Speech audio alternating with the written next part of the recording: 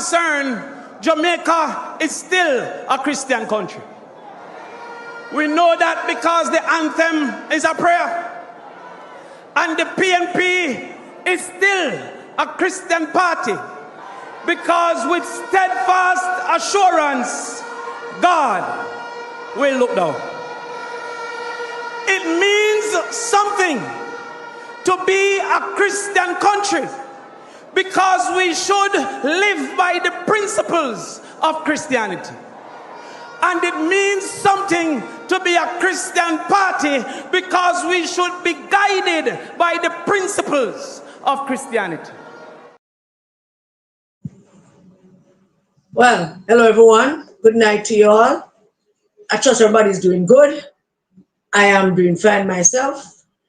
Time is hot.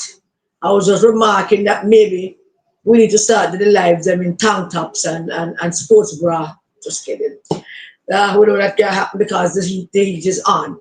I trust you all very, very good. And tonight we're going to try to see if we can go through a few little things. And let us just start right away. We are going to start with that thing that Damien, that replay of Damien. You will see it every time I go live. And that is because we want to stress to you, the Jamaican people, that Jamaica is a Christian country. The People's National Party is a Christian party being led by a Jewish British white man. And we want people to understand it. I want to get that to everybody's head. So we will play that time and time and time again for you to understand the significance of that, because many people don't understand the significance of that. So the places that are uproar these days, these last 2 days, last 48 hours. Michelle, can you tell me how many hours ago since it was that Mark Golding and Dayton Campbell issued the 72 hours ultimatum that they'll be doing a lot of things? A lot of things going to be happening if the 72 hours pass. Yeah, I didn't check today to see how many hours it was that ultimatum was set up. But I need to know, I need to have it to say a thing or two tonight. And tonight we want to start with what is burning up the airwaves and burning down social media and have taken on a life of its own, so to speak, and that is Mr. Warmington expose of Mark Golding's slave legacy. And it is such a good thing to see that Mr. Warmington has collected his homework and come forward with proper historical documents to talk about Mark Golding's slave ancestry, which is quite important in the scheme of things in terms of where to go on and how we're going to proceed as a country, and if we're going to go back or we're going to go forward. The idea of bringing up this whole thing about slave ownership and who Mark Golding's ancestors were is important, because we always think that slavery is a backward thing, and we look back on it and we learn little lessons from it, and so we're moving forward. And we're moving forward, we have to look back and we have to make sure that we don't make the same mistakes that our foreparents made back in the day when slavery was running things.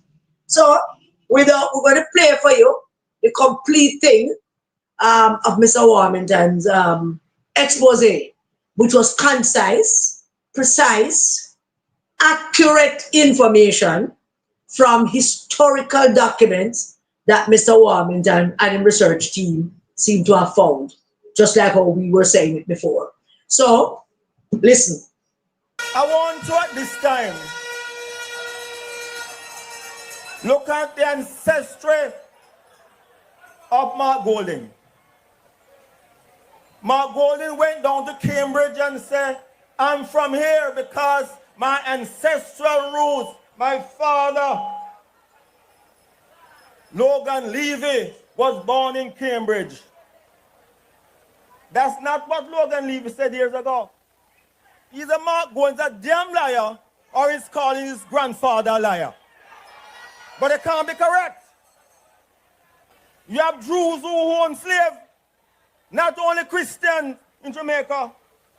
And Mark Golding started with Logan Levy, but that's not where he should have started. he should have started with Benjamin Nunes and Esther Nunes. Those are his great-grandfather and great-grandmother.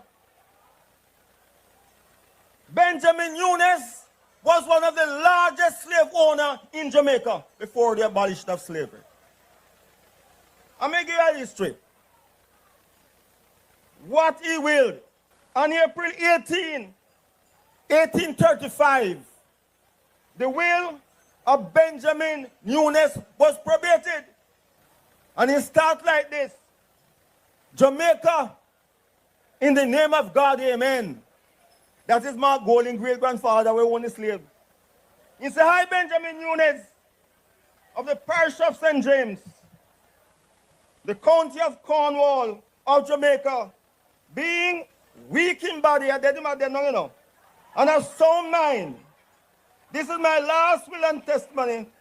Whereas, instead, 2 instruments went by him trust a house from a man named Dr. William Gordon.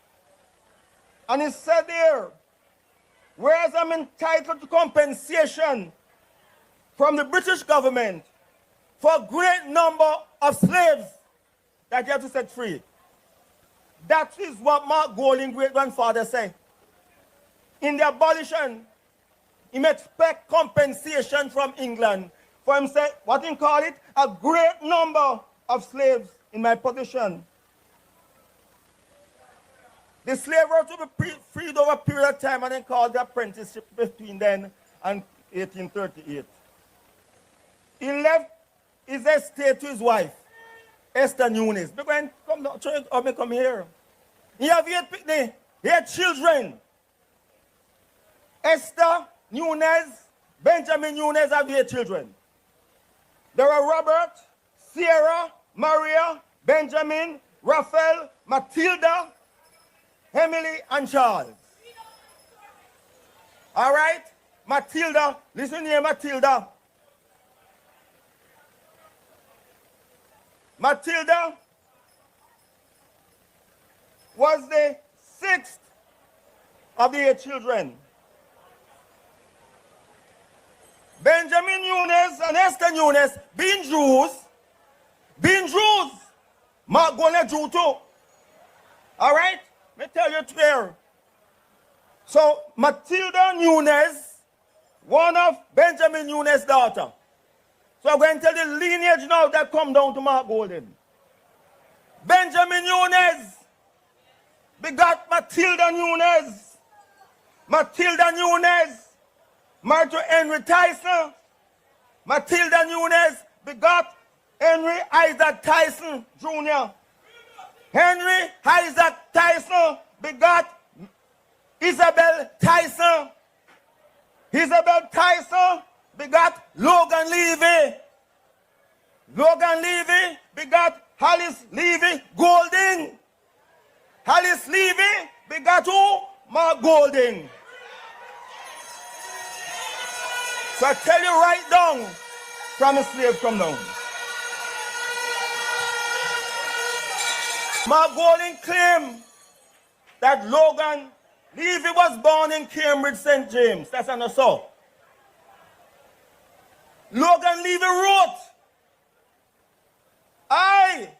Logan Levy, was born in Havana, Cuba, not St. James, as Mark Golding says. Instead, he renounced his Cuban citizenship to take up United States citizenship. He said, "It is my bona fide intention to renounce forever all allegiance and fidelity to any foreign prince, potentate, state, or sovereignty, and particularly Cuba, of whom I was a subject." Of whom I was a subject. So can you born up Cambridge, St. James? The man saying born up Cuba. So when Mark claims he's one of us, became born down there, either he's a liar or he's calling his grandfather Logan Levy a liar. So some of Mark Golding wealth came from that old money. Because it came through the slavery compensation to Matilda Nunes, to Henry Tyson, Isabel Tyson, Logan Levy, Alice Levy, and Mark Golding. Today, the descendant of slaves should not be looking to Britain for reparation. Black people shouldn't call upon England for reparation. Black people must call on those who inherit the money from their ancestors. We must call on them, not the British government. The British government pay them. So them to pay the reparations if reparations to be paid. What I will say, time come for Mark Golding to pay reparation to Jamaica. Descendant of slaves, his grandparents owned, and the slave money he inherited from them.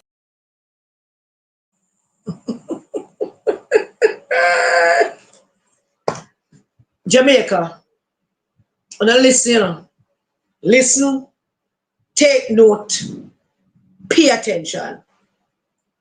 Mark Golding says that his grandfather, Logan Levy, was born in Cambridge, St. James. He went down there. He had a big meeting. Tell the people them say, I yes, my grandfather come from, I yes, my roots from, I yes, my grandfather was buried down there, so. We went looking for it, just like Mr. Warmington and his team did. Went to look for that, to find out which Cambridge he's talking about.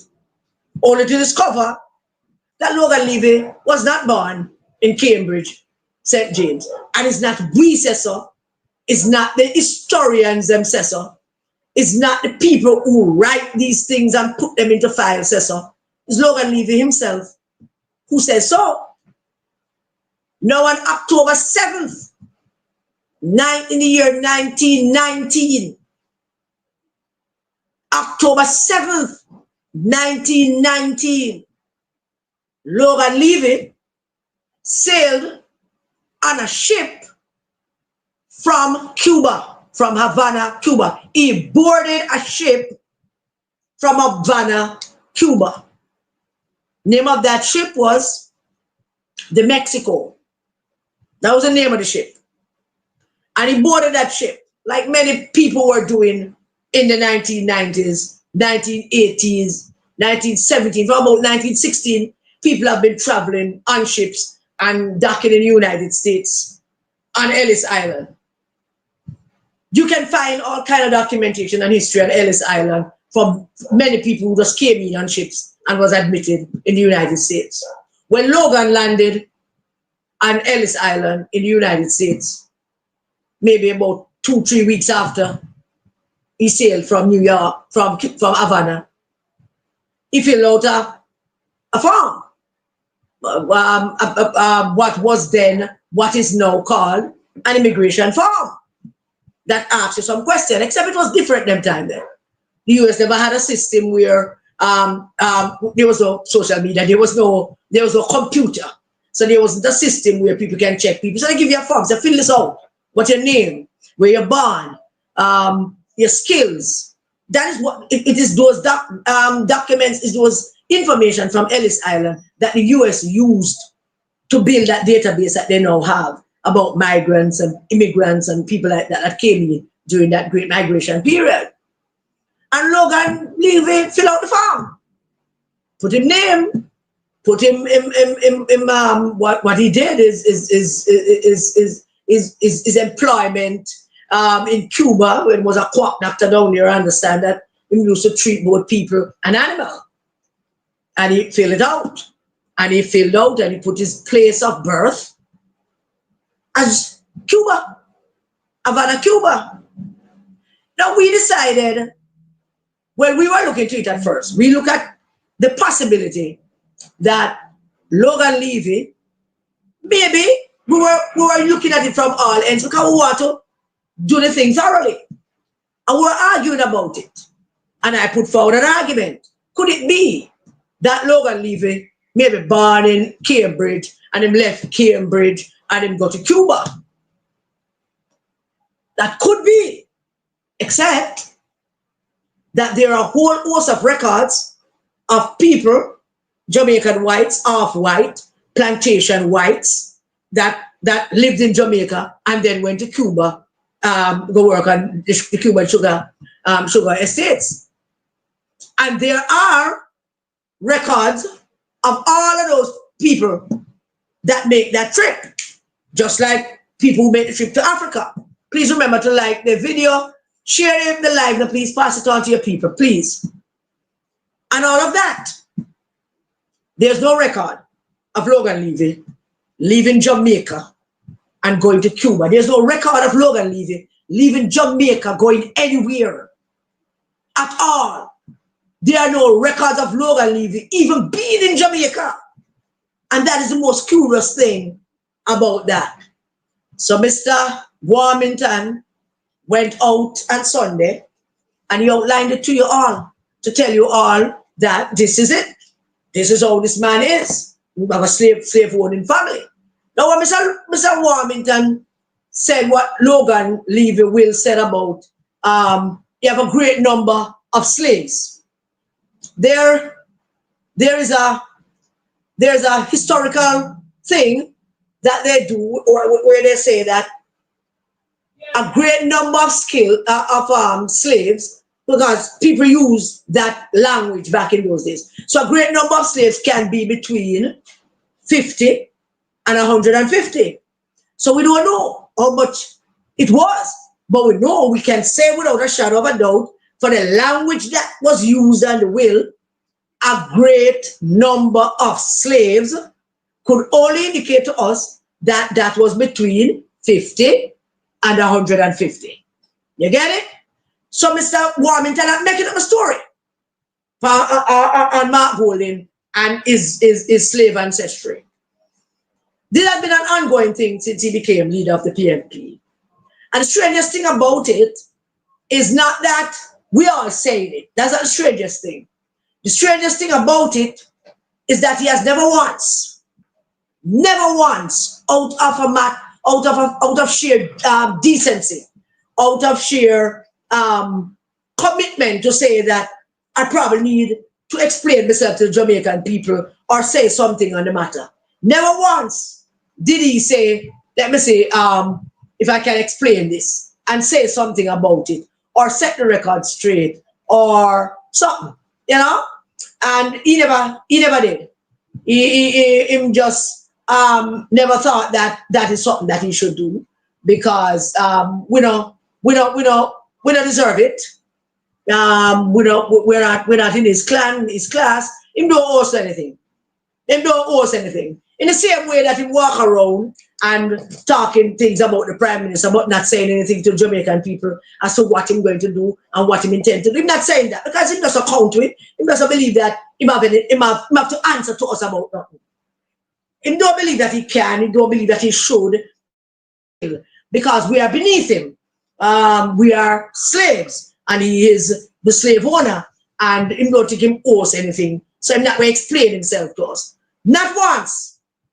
Never once did he try to explain himself to us, to say something. Not only that, he never knew his own history to go down to St. James and talk about his grandfather buried down there. So that for one, he never know that.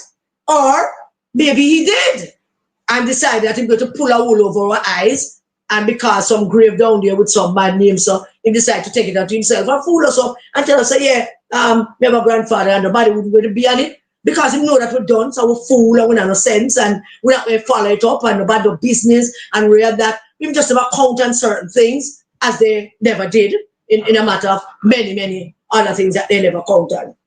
And so this thing about Mark Golding's slave history must never, we can't let up on it. You just can't let up on it. You have to continue with it. People have to understand that we have to rivet it in the Jamaican people's head. That anyhow you make the mistake of electing this man to be Prime Minister of the country, you will be contributing to send us back. To make that backward step. To say that we have made strides. Strides, 200 years plus strides. And now, you want to elect the very man whose grandfather owned between 50 and 150 slaves. The next document that I'm sure Mr. Warmington is going to come up with is the money, the finances, how much money Logan Levy died and left, how much money that Mark Gold and other ancestors died and left. We are onto it. We know Mr. Warmington and his crew look into it as well. We are going to get the figures,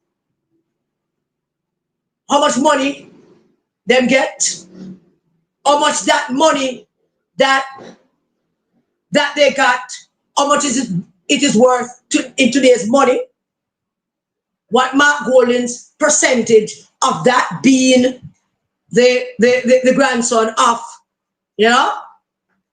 We're going to get that. We don't know how much Logan died and left, but we know, and we have that already, that Benjamin Nunes, or you might have heard Mr. Warmington mention Benjamin Nunes.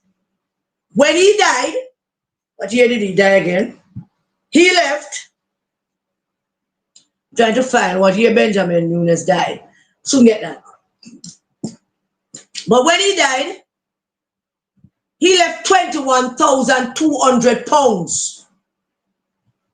And when that Benjamin Nunes died in 1835, he died and he left 21,200 pounds to be divided between his 6 people and family members, 6 of them.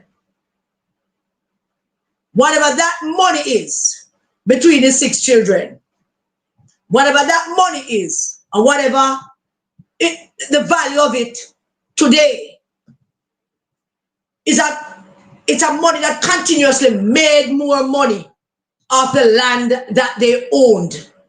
So he invested it, left it for the kids, and it keep making money for them. So every 1,000 pounds that they make is divided between the 6 children, and those 6 children pass it on to their children. And we'll soon tell you how much Mark Golding get out of that as the great-grandson of Benjamin Nunes, who died and left 21,200 pounds. That's roughly $3 million plus dollars. So can somebody calculate that for me? 3 million something dollars. That's what US, and that will be US, that he died and left. I am telling you all of these things.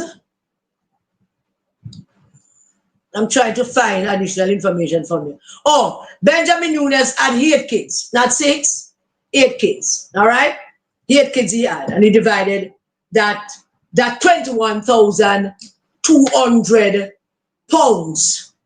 Did somebody calculate that for me and send it to me?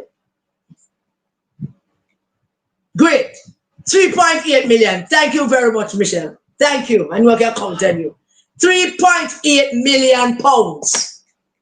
That is what that 21,200 pounds is worth in today's money. Now, it accumulates interest over the years and the decades, you know, from 1835 till now. That land keep making more and more money, and we will soon provide you with just how much of a percentage of that slave money that Mark Golding got. That's why we can't find any money, you know. That's why the Integrity Commission can't find any money, or them now look for, or them not interested in it, because it's the son of slave owners. They're probably not interested in it, but they're interested in people, other people bank account. But they're interested in the film slave owning money. And Mark have boasted many, many times that film, when you hear him say, he done making money already.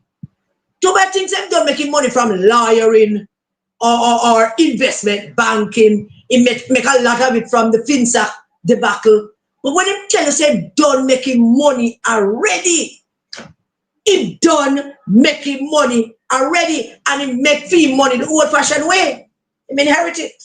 Because that's the old-fashioned way to make money, is to inherit it. So don't take this light. And we're going to get back to it from time to time. We're going to visit it, no matter what kind of clothing and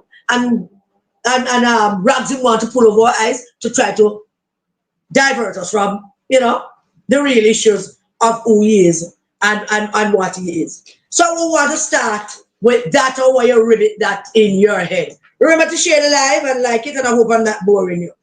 Now, when they did their farce of a protest last week, and we dived into that. When the resistance met, we said, all right, we figured in our head that after the failed farce of a protest failed so miserably, and them down there doing all kind of nonsense that never make no sense, them got it without uniform, them got it without ammunition, them got it without orange cloth, the candidate for the era where keep him now white polo shirt to talk to journalists about permit, and them got it. So we know that coming out of that, we knew that there would be some, you know, something else. Them going to have a kind of after effect of it. When they want to move from that to see if them can talk about something else to get our minds off of the failed protest. And we knew they were going to do that, to try to take our minds from the failed protest. What the first move that they made? The first move was Mark Golding going out there to attack the private sector. Now, I don't know if this man is really stupid, as in really act and behave sometimes, or him trying to play stupid. I don't know what game him playing. But we know that when you reach a stage as a man who's seeking power, that you now feel you have to attack the private sector, which are your people. The private sector feed people them. Big Nell and them are feed people them. Battle and back him up. Big Nell them are back him up. We don't know what's up. All them capitalist people them. And them that private sector people. Them are back him up more than them backing up Mr. Wallace, because he was one of them. They had great hopes in him, but he disappointed them. They had great hopes on him, but they're embarrassed by him. They have said it. Believe me, they have said it. They have said it to us. Some of them have said to us. They're embarrassed by him. They're totally embarrassed after they thought that they had a great white hope was going to come back, and they're embarrassed by him, and he just let them know. So him come out and him attack the private sector and start to quarrel the private sector. Because to him, the private sector should have said, Dennis Strong don't forget the work, and then once I'm set up, Dennis Strong wouldn't get the work. And I don't know which planet him live on. So him come, and that was his first move to attack the private sector. But the next thing I think don't understand is that the private sector really not busy nobody, you know. The private sector operate in a very small circle where the only thing they are concerned about is their circle. For their money, for their business, for their prosperity. They don't give two hoots of a damn about me and you. Whenever the private sector speaks, it's for the private sector interests. So whenever the private sector says something that you and I would disagree with, it's because it serves their best interests. If the private sector not quarreling and complaining about the process, because them can't quarrel about the committee that hired Mr. Trump. But if they had even no qualms of a quarrel about the process by which Mr. Trump was chosen for the job, and them think that it affects something to do with their business, they will out here make nice. But at the shadow of a doubt, they would be out here making nice. They'll be out here making one stink about oh Mr. Trump this and Mr. Trump that, and primarily because it would serve their purpose, not because them feeling a way about us or feeling a way about Mr. Trump. But if them think that it's going to do something to what them forget or what them doing, or they would have something to say. So Mr. Mark Golding never understand that either. That if it not affect them have nothing to say. And so his first argument was to attack the private sector. He cannot attack the private sector as much as one. Few people them. The second thing they did, he was the one who did, was to bring up that the argument about the Prime Minister's declaration.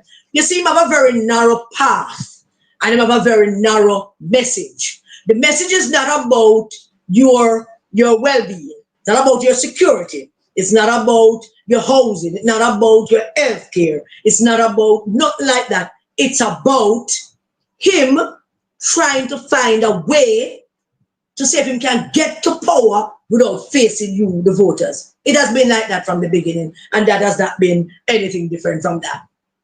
So started talk again about the Prime Minister's declaration, and then he made this enormous length, made a statement about the Prime Minister should not be allowed or should not run for office because his declarations have not been certified. Now, once again, the only people that listens to him about these things are you, the PNP people, who know we are back him up. Some of them know that when I say it's foolishness, but they don't go with it because we want power. And others, a majority of you, don't know his line telling. Don't know that what him said don't make sense. Don't know that what him said, he don't want you to know the truth. Because if you know the truth, it will set you free. And you know why you know the truth. So he said those things in the hope that you're going to echo it and re-echo it. And then somewhat with the catch on, and then place with the tear down, and Jamaica will mash up, and he's going to be Prime Minister. So he say that, and he want you to repeat it and go out there. So when him say that, him saying that the Prime Minister should not contest the elections. And there are certain laws and rules in terms of what is required for a person to contest office in this country. One of them being you have to be over 18. We can pretty much say that Mr. Wallace is over 18. The other being that you have to be a citizen of this country. And we know that Mr. Wallace is a citizen of the country. We know it's a one passport you have, and that's a Jamaican passport. We know all of that. His declaration has not been certified by the Corrupt Integrity Commission is not a requirement for him to run for office. And because Mark Walling don't want you to be bright and don't want you to learn and don't want you to have information, accurate information, he throw these things to you. But for some strange reason, I, for one, have enormous faith in you. Enormous faith that you know that some of those things him say can't be true. And you're going to sift through it. And I'm talking to you, the PNP people. Practically don't want them. I don't know how me talk. Because every word that come out of this man's mouth, I would like to echo it. I would like to think that it is true. But I am counting on you. I am believing in you. I am having faith in you that you're going to start to question the things that he says and ask them to qualify it and quantify it for you. And if you don't know, you're going to ask somebody. You're going to ask a pastor, your priest, your principal. You're going to ask. You're going to read. And you will discover that he's lying to you. Because it's easy to lie to you. And we have been here trying to convince you that you've been lied to. But you're not believing us. So it's easy to lie to you and continue to do that.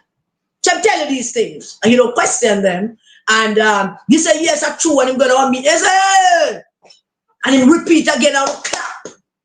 I know some of you, when you repeat these things, somebody just look at him in a bewildered way. And someone really look at him. I'm always looking fool, nasty white man. I tell people like them thinks I'm an idiot. We know that someone have that look on the face when he did that. So that's the second thing they did.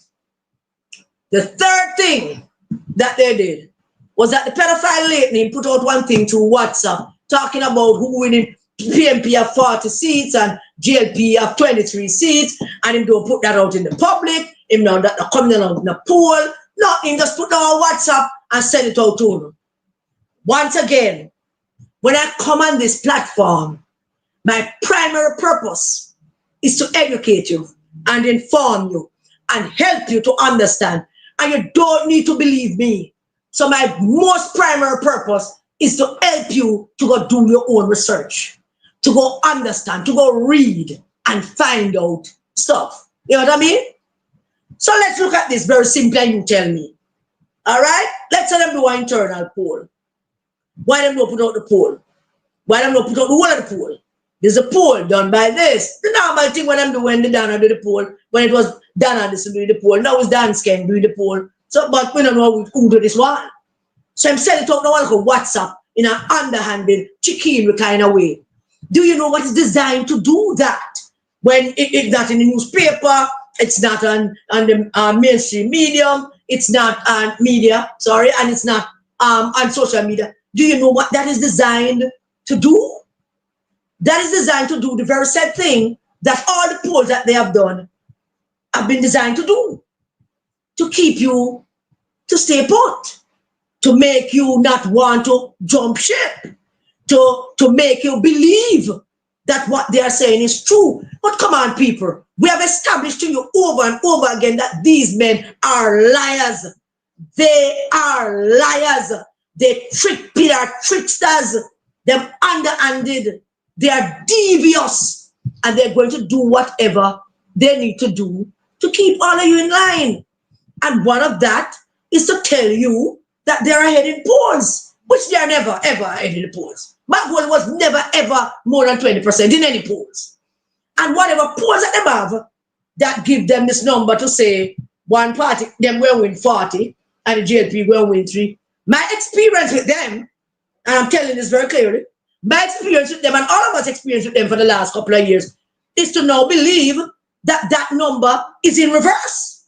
That's a reverse number that they decided to trick you. I believe that that poll is probably saying the JLP have 40 and them have 23. And he decided, they laid him, that look of pedophile nastiness, that Miss Lashy dirty mouth pig, when one in a mud, him decided him going to turn it around. I said, come here. So you can pass it around to your friend and watch him. I said, see that, PNP lead. Yeah, see that we have this. So we have win. Cause them know you're an idiot. Them know you dance. Them know that them have you wrap round them little teeny beany finger. And anything them tell you, you can run with it.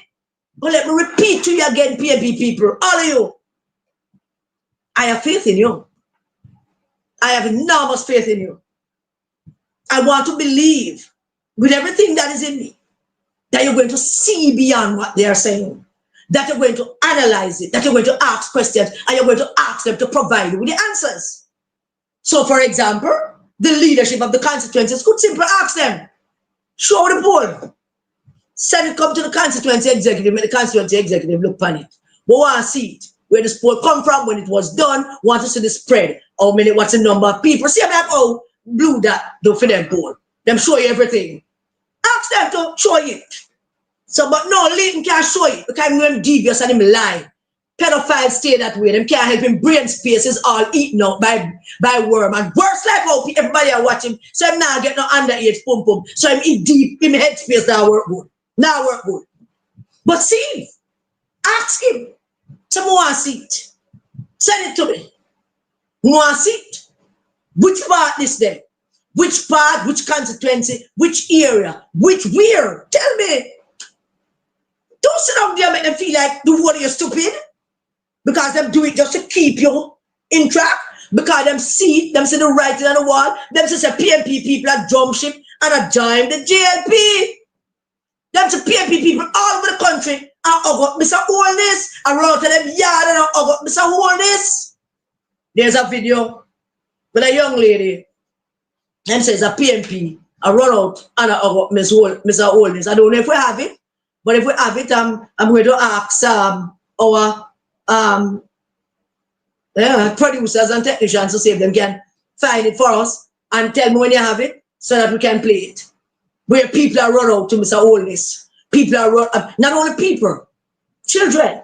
Now when you have a place like Jamaica with politics so hot all the time and our political discourse have had such a bad reputation over the years, and then suddenly you have women and children around to greet the Prime Minister. You know something happened. We need ribbon cutting for that. We need to have ribbon cutting just for that. Every time some picnic run out and we can't play that video, it have music in it. All right, and cool. We can't play it of this. Can we keep it mute and play it? Is there a possibility? Come on, man. I'm not on technology time this one. You must can mute it and play it. Tell me you can do that. It is quite something that is baffling them.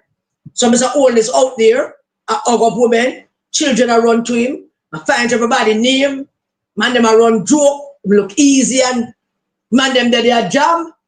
I am almost certain, believe you me when I tell this, because I know these things work. I am almost certain that off camera, when Mr. Old is done, all them people probably get $200, $500 because that's not anything. That's just all right. You go buy ice cream. You buy this ice cream. Share that for you and her. Teach them how to share by giving them one money and tell them share it. That's a good way to teach children how to share it. Always. I've learned that long time. Give them a big money and say, all right, share for the 4 of you. If you divide it in 4, how much that? Make them work it out. Help them do that. I have no doubt in my mind that Mr. Wool is probably doing some of that. Huh? And while Mr. Wool is doing that, him out there shouting at the top of him lungs about declarations, about private sector, and then him having pedophile general secretary putting out numbers about poll. And they do so with a level of confidence because they know that who not listen to nothing else but him. And he can fool you up and he can tell you to do all of that and you can believe him and you can run with that and walk and tell people about PNP and win. Just like you have Skeng and tell you you're not going to win 38 seats. I want to believe in all kinds of things. So they came out with those 3 moves as a thing to show that to come off of them the loss, the great flopping of them farce of a protest that Bunting said was a farce of a protest and false polls and the private sector cussing out and the declarations and all of that. Now, I want you to bear with me when I tell you this, that when I talk about the St. Thomas thing, I'm not going to promise you that this is the last time I'm going to talk about it, but there's something significant about it that I want people to hear.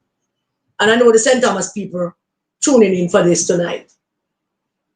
So I took the opportunity to call some people in St. Thomas, people that I know. I have not spoken to my friend Roshaw, and I love Roshaw very, very, very, very dearly and very much, but I have not spoken to her.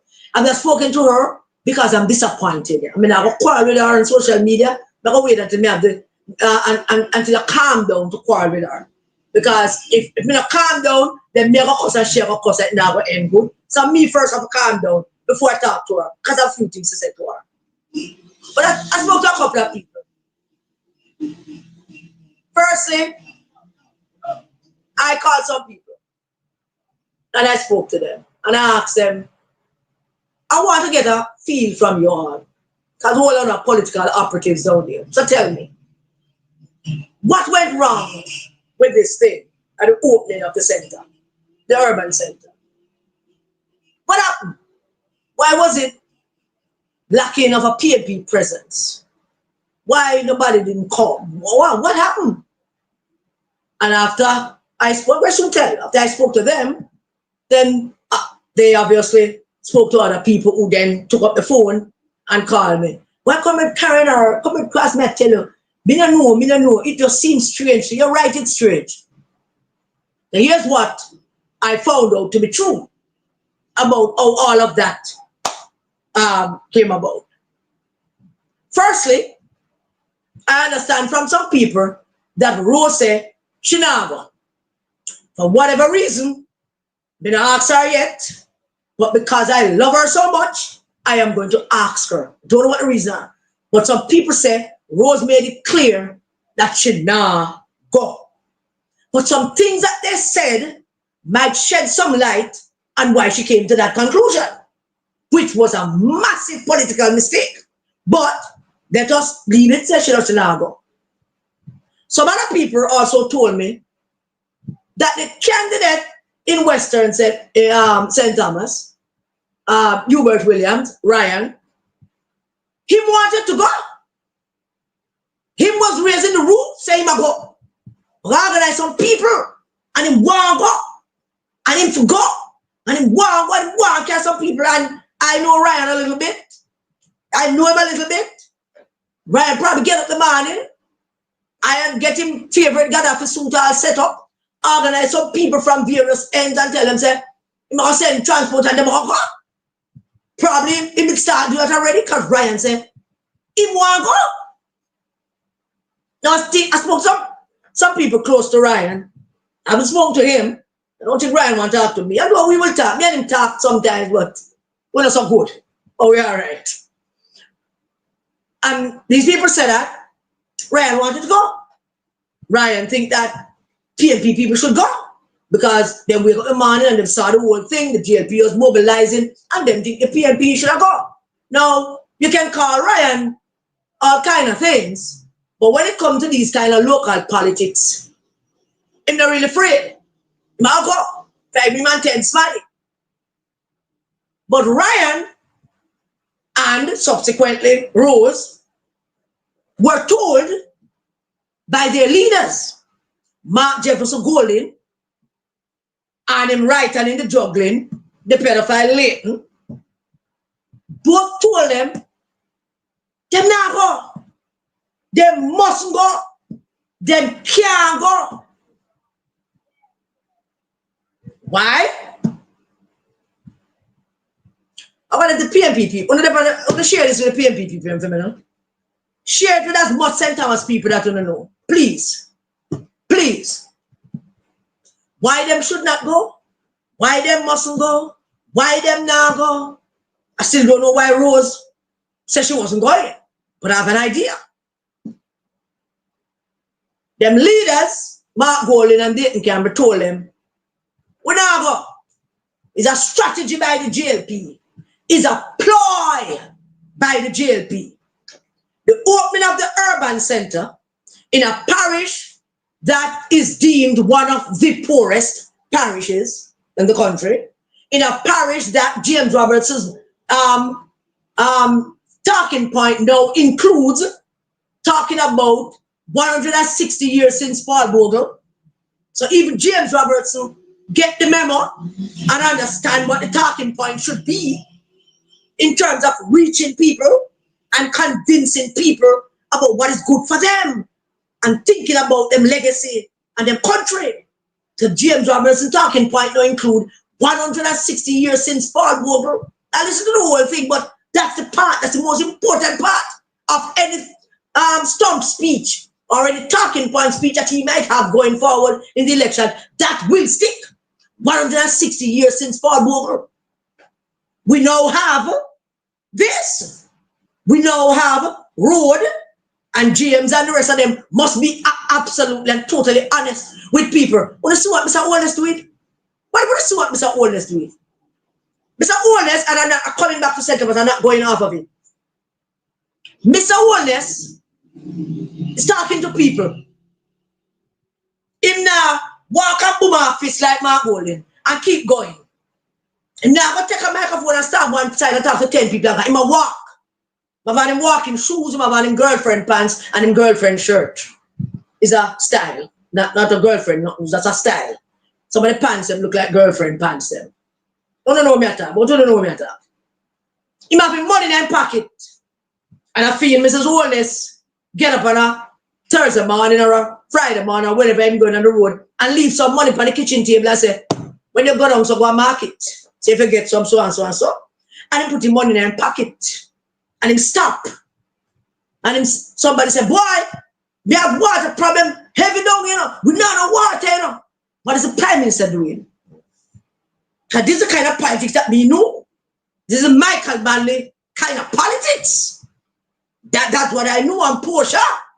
And so when they say, yes, I know.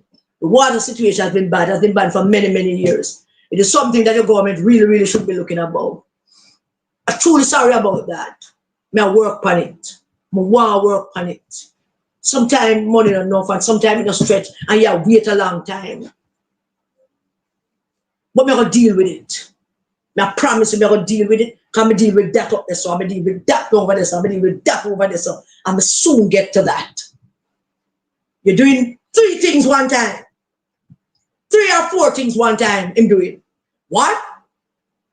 Him understanding, him saying to him citizens, because I feel people, because him the Prime Minister, when I'm wearing orange or green, I feel people them. And I'm saying to them, look, I never do everything when I say me want to do. Sometimes it take a little more time. Sometimes we don't get to some things, I wouldn't get to something. I mean, know, I take it, I may understand it, I may own it. So that's the first thing I said to them. Then 2, I go on and say to them, say, I'm going to try the better. I'm going to try fix it. All right? Let's try. And then 3, him include them in what he has done already. In pivot example, say, me not reach you yet, me going to get there, but me didn't do that over this one, that up this one, that down this one. So, which means that more even trust me. Trust me now. Me don't get to that yet. Because of so and so and so. So me don't get to it yet. But me do that down this one, me do that over there, so more you trust me that me going to get to this. That's why you build trust with your voters. It's a very simple ABC kind of politics. It is. I'm a master at that. So all is knowing. Apparently, he never knew it a couple of years ago and probably just get into it now. It's great. I let him out there though. I talk to people. While for the leader, the British white slave owning Jewish man, 160 years, my borrow your talk, James. My borrow your talk. 160 years after Paul Bogle. Now, James just need to sharpen that up. The road was bad. It has been bad since Wapikill filled up 160 years ago. We never have no road. Trust me, we know that. I've been here a long time. I wanted to get the road done. So we finally get something done. It's not perfect. You can't sell people something a perfect argument to something that is imperfect, you know. So you have to first acknowledge to them that it's not perfect. Because it's not. We have to give them hope to look forward to that perfection. Because we can never ever achieve perfection. But we can strive for excellence. And at some point, we might reach perfection. But, you know, so work with it. You give hope, you tell the truth, and you set it up so that the people you're asking to vote for you and those who you represent can have trust and faith in you. Now, this British white Jewish man can't explain it to nobody because he has no intention of helping anybody. He has no intention of doing anything for you, which is why now send up to you about nothing. So I'm going in St. Thomas. And he told Ryan, who's a product of slaves, Ryan Williams is a product of slaves. He's a product of the Bogle Massive. He's a product of St. Thomas. He's not that old, but he has lived through many things. And as a counselor, I'm still struggling. And him see this. And I can just imagine how he saw it and said to himself, say, why? I want to go. I want to get there. I want to witness this. I want to see it. I want when the history is written and the pictures are there forever. See him there. My grandparents them say, see my grandfather there. So Ryan got it. Get it. Completely get it. So he wanted to go. But him leaders told him, you can't go. Now that's the part where me and Ryan part company. Because them tell you can't go, you must not go. Because it's a strategy by the JLP and a ploy. Now I'd love to get out of a chair and ask you that question. When is an election not about strategies and ploys?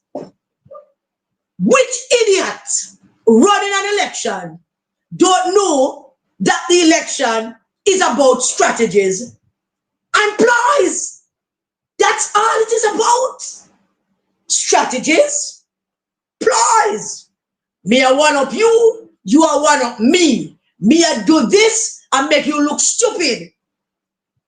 And if you, as a politician, running for office, no recognize that the man them are use strategies and ploys, and you need your own strategies and ploys. And your idea of a strategy and a ploy is to run and hide. That's your idea. So you make your leaders them tell you, Ryan, go hide. Go hide because it's a strategy. Don't come because it's a ploy. Something good for your people that you represent. And you never think to yourself, well, is a strategy? and apply. Okay, then, so we need more strategy, we need more apply.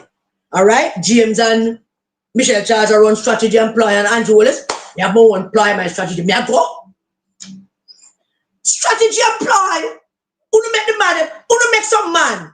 Who don't know nothing about politics? Mark Golin and a pedophile Leighton Campbell. I tell Uno we are do politics forever. So many people that I spoke to are political operatives forever. Uno do politics forever. And then man they tell me say strategy and apply. How the must go? You can't imagine how baffled I am by that argument. I was shocked out of my wits. When the people tell me say, yeah, them say it's a strategy by the JLP and apply. So my next question is, so we never have no strategy? We never have no apply? We just decide to run and hide? What hide? Where do I go? And then them stupid enough to tell me that them don't think the people them feel away, the PNP people them feel away, that them didn't go. Because it's a strategy and apply. And them don't think the PNP people them feel away that them don't get to go. Wrong. I can't even begin to tell you how wrong it is about that. I mean, I need to speak to nobody in a St. Thomas to know something wrong because I know people, I study people that have been done all my life. You think that the people who you want to vote for you don't feel a way about it? That you never organize a crew and make some of them come? You don't think them to feel a way about that? Because me not was one of them said to me, say, you know, comment class, me not hear nobody talk nothing about it. You keep that. Keep that up. Keep that up. You don't hear the people that say nothing about it. That's your comfort zone. Because your leader tell you that it's a strategy and apply by the Jamaica Labour Party and James them with the opening of the urban centre to benefit the people of St. Thomas. Now the people of St. Thomas, the voters of St. Thomas must understand that the political operatives and the people who have them name on the ballot for you to vote for, now no strategy, and them now apply, and now you have to rethink what you do with them. No strategy, no apply. You are run because a man come with a strategy and apply. You now have none. You don't deserve it of being elected. If you don't have none, I don't think that's a reason why Rose should not go. And Rose would not make such a statement that is a strategy and apply. Because Rose know that everything is about strategy and apply. And then the fool, we're leading, no? Couldn't tell Rose a strategy and apply. Rose have a reason why she should go. As I said, I talk to her. Kind of an idea. But I said to me, talk to her. But that's the overall argument. And the worst thing about that is that you never have nobody to talk to Ryan and nobody to call on the phone and to say to them, say, the man them says a strategy and apply. So here's my strategy and my apply. You go down there. Because nobody not going to beat nobody. Nobody not going to run nobody. It was going to be a fight and a quarrel. There would have been seat for PNP people and there would have been seat for Ryan. Him send Fenton, him same ask Fenton to represent him. Fenton, my understanding is that Fenton would have been invited no matter what because Fenton was there for the groundbreaking in 2019 as a member of parliament. And then the next thing that them so up into them feelings about, some of them, not all, one or two of them, is that Michelle Charles disrespect Fenton. And I go back to that argument. And I don't know if it's the same thing that what we have, that them have, as the disrespect. So I said to them, what did she do?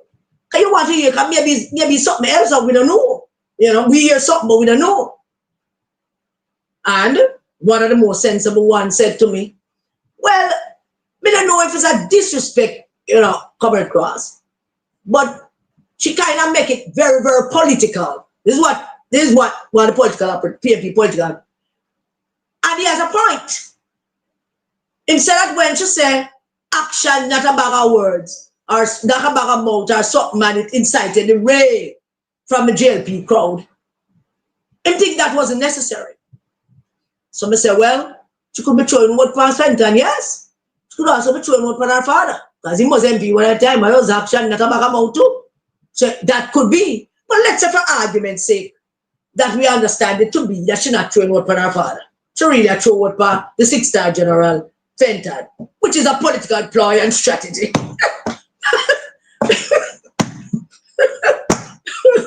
Oh, God help us. Let's have an argument say that is it. I have one thing about that to Michelle Charles. The nature of the ceremony, because I look back at it after they said that. I look back at it. I said the nature of the ceremony and the greatness of the event should not have evoked such raw political utterance. It was raw political utterance. Yeah, it wasn't a rally. It wasn't an event for you to throw a political word upon a man who's not the candidate or the MP. So it really don't have no impact. So it could have been avoided to say that. And sometimes our young politicians, PG have always said they need training to know what to say at certain events and what not to say. So the comrade who not quarreling with Michelle Charles and say no Miss Charles and meet her and stuff, but this is a big man, a businessman. I'm saying I think she should have said that. He concur with me that maybe she not thrown a word per Fenton alone, because when she say action at her back about, she must remember that her father also held the seat at one point. And he never do not neither. So it could have gone over to that. But then conclude that it's Fenton she had thrown a word pan. And the comrade man said to me, Fenton is not the MP. And he's not the candidate. And the event is not a political one, it's a raw political one. But it's a campaign year and election we call, people will come in and call us, people are going to make nice. Leave that to the rabble rousers. As a member of parliament and candidate, show some respect to Fenton Ferguson and should not have said so. I agree with him. I totally agree with him. That Michelle, if that is what they're talking about, then Michelle Charles should not have said it. I never understood it to be that, in that kind of way, until they explained it to that kind of way to me. You know, I never did. So I am glad that they did. But they didn't go. They didn't go to the event because their leaders told them that's a strategy and a ploy. A strategy and a ploy. And the voters of St. Thomas now see that not only the leaders of their party are cowards, but also the people who ask them to vote for them at the local level. Because somebody like Ryan should not listen to Mark Bowling and Leighton Campbell. Him should not have listened to them. Shall listen with them and say, yeah, that I say, yeah, me have my own church, me have my own plan, me have go down there. What's the matter with them? What's the matter with them? Like nobody have no political balls anymore. So they run and hide, just like Mark Golding I run and I hide. And Leighton Campbell love to talk about say, you can run but you can't hide. Him a run and can't hide. Him is the one where run and can't hide. They are cowards. They are cowards. They couldn't organize a little group of PMP people in St. Thomas to come enjoy the benefits of their great-grandparents and them grandparents. Something that them great-grandparents and grandparents would have been happy for. And them couldn't come worship their memory of their great-grandparents and their grandparents and their parents and look to the future of their children and grandchildren by witnessing that, by being there, by being present in that moment, in that space, in this time. They couldn't do it because your leaders are cowards. And that leads me into the next argument. Mark Golding, for years now, I've only been to events church events or events where him and several other PMP people go and Mr. Holness, but any event that Mr. Holness invites him to, that Mr. Holness is going to do something or announce something or present something great for the country, Mark Golding is absent. He doesn't go, doesn't want to go, and can't stand the thought of standing beside a slave great-great-grandson. Him can't stand the thought, him, the great-great-grandson of the slave owner, can't stand the thought of standing beside the great-great-grandson of slaves. Him feel intimidated. Mr. Owens make him look small. When him see Mr. Owens and see him inferior to the slave, them great-great-grandson. Thank you, Jesus. Him can't stand it. Him not going. And him no want uno go. And uno no sisse. Him a kill uno spirit. Him a kill the spirit of the ancestors. Him a kill the spirit of your grandparents and great-grandparents. Him a kill uno spirit. By denying you this opportunity and several others. Him a kill uno spirit. Him a stifle uno. The son, the great-great-grandson of slave owners, him choking you, him stifling, him killing your spirit, him killing the spirit of Paul. Him attempted to kill the spirit of Paul Vogel just by that one act. And you let him, you, Ryan and Rose, you let him try to kill the spirit of Paul Vogel. Trying to kill the spirit of the great with the four parents. And don't let him. I said, go ahead. Do it. Kill the spirit. We don't care. We don't go. Because a ploy. It's a strategy. And here I was. Look at me. Thinking to myself that an election campaign is about ploy and strategy. I never knew. That is not about ploys and strategies. And if you have to complain, you the leaders complain about ploys and strategies, then you don't have none. And that is even more worrisome. So while them are sending up WhatsApp thing about who will win more seats, them not ploys and them not strategies. Them are running, them are hide from everything that is progressive and good. Mark Golding can't stand it. He can't stand the ribbon cutting. He can't stand people sitting down a ball over getting a house. I watch that video 100 times with the little woman a quote Maya Angelou. I couldn't hold it in no more. How glad she is for her house. And I'm overwhelmed for her. And sharing her joy. But Mark Golding can't stand it. He don't like it. Too much black people that get too much things. Things look too good. They look a slave. The great-great-grandson of the slave them a tower over him. He can't stand it. And Uno follow him. Uno, the great-great-great-great-grandchildren of slaves. Uno follow him. Uno work with him on that. But now go. Strategy and a ploy. It's a strategy and a ploy.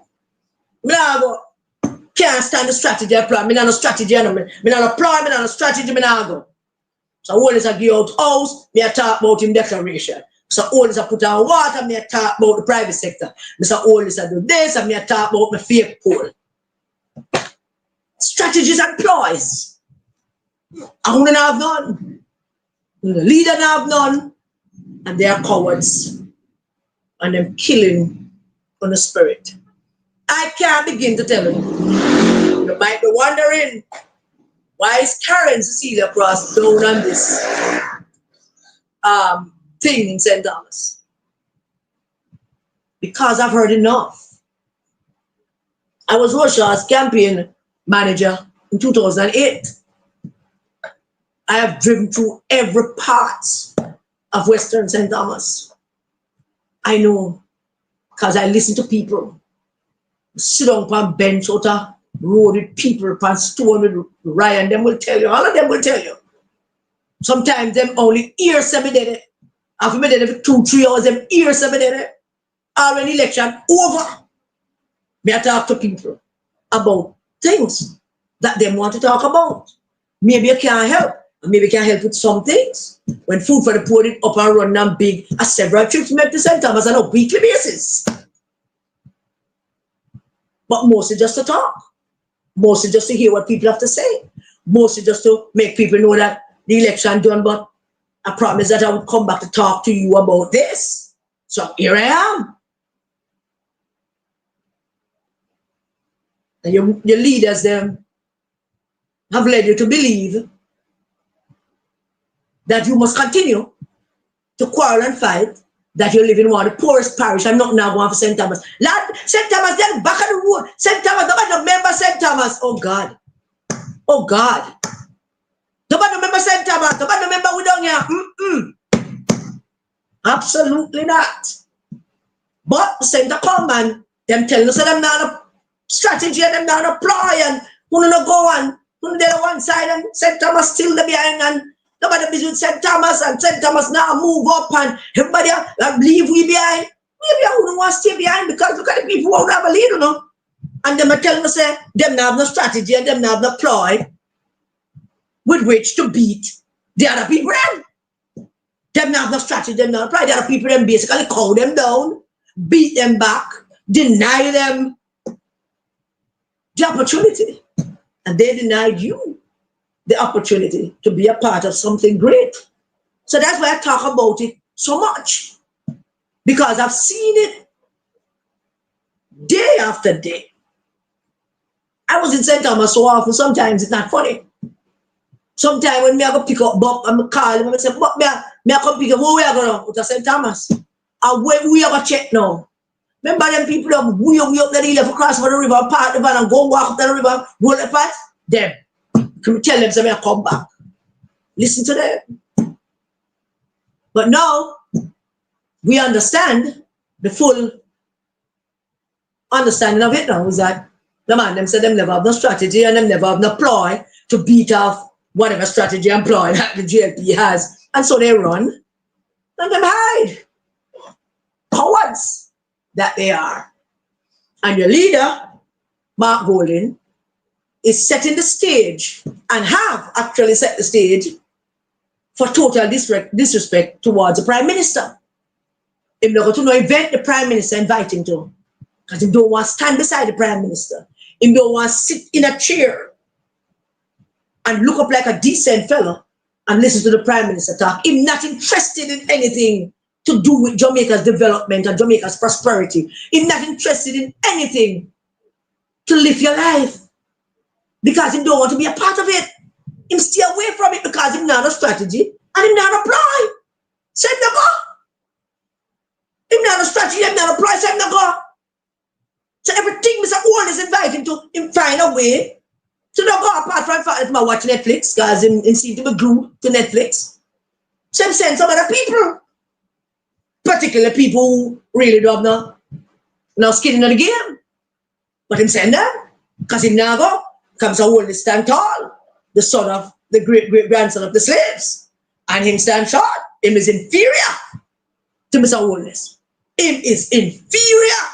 Him is just a little slave owner's great-grandson who will beat bad man out of politically. And he can't stand it. It is gnawing at him. It is eating at him. It's a eat him out. And that makes him so bad man. It's a eat him out completely. Can't stand it. And so, him go down a day me and go walk.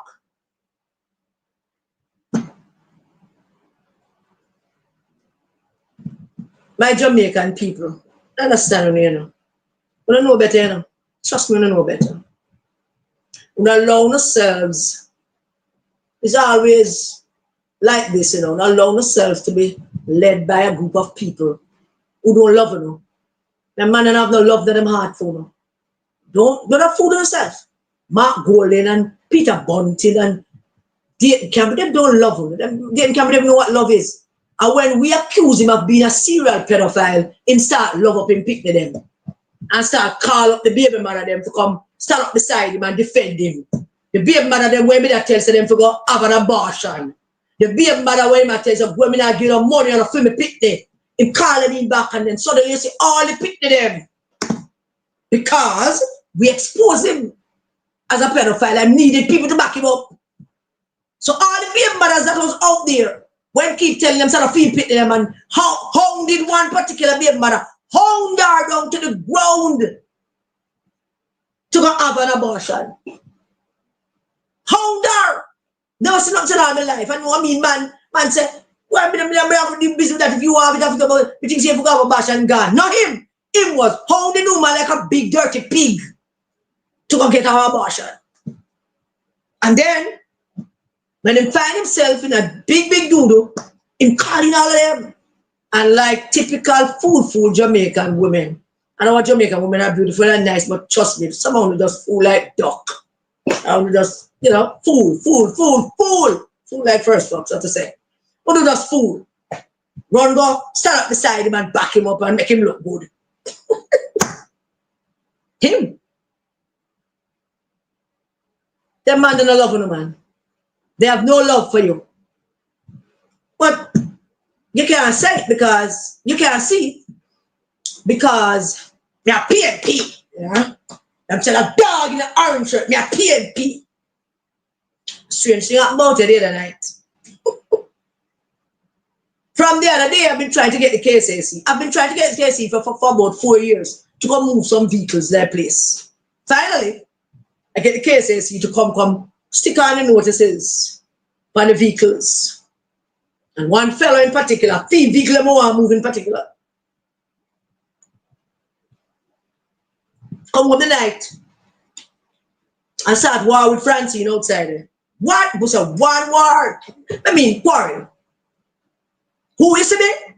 Me now vote for PAP. Me have go to road now. I see it, me have a check now. Now say Mercedes Fraser is Mr. Oldest' leader in this area. She live right in front of my ice cream shop. And he make one fuss out there. I'm going to go down there. Me just sweep up me out. Come sweep here at the night time. Can't stand to wake up and see the whole for leaves. Some sweep up at night time. And me out there first I'm going to go out there. Oh, me now vote. Me now vote for PNP. Me have to check see it now. I'm going to vote for Mr. Oldest. And then they say, I'm going to vote for Mr. Oldest. Me now vote. I'm going to check see it and go it. And then go to the road. See the same no check her yet. When him come back down a quarrel, I still a quarrel, I go up to him and say, check see it yet. One go check see it, man. Go check see it. And then they say, you going to vote for Mr. Wallace. Here Francine, she know. So Francine is my niece. And she's Patrick Roberts' key supporter. So then they have flip up and go on. But I vote for Mr. Wallace, I'm going to check, sir. Here my niece Francine, Gina.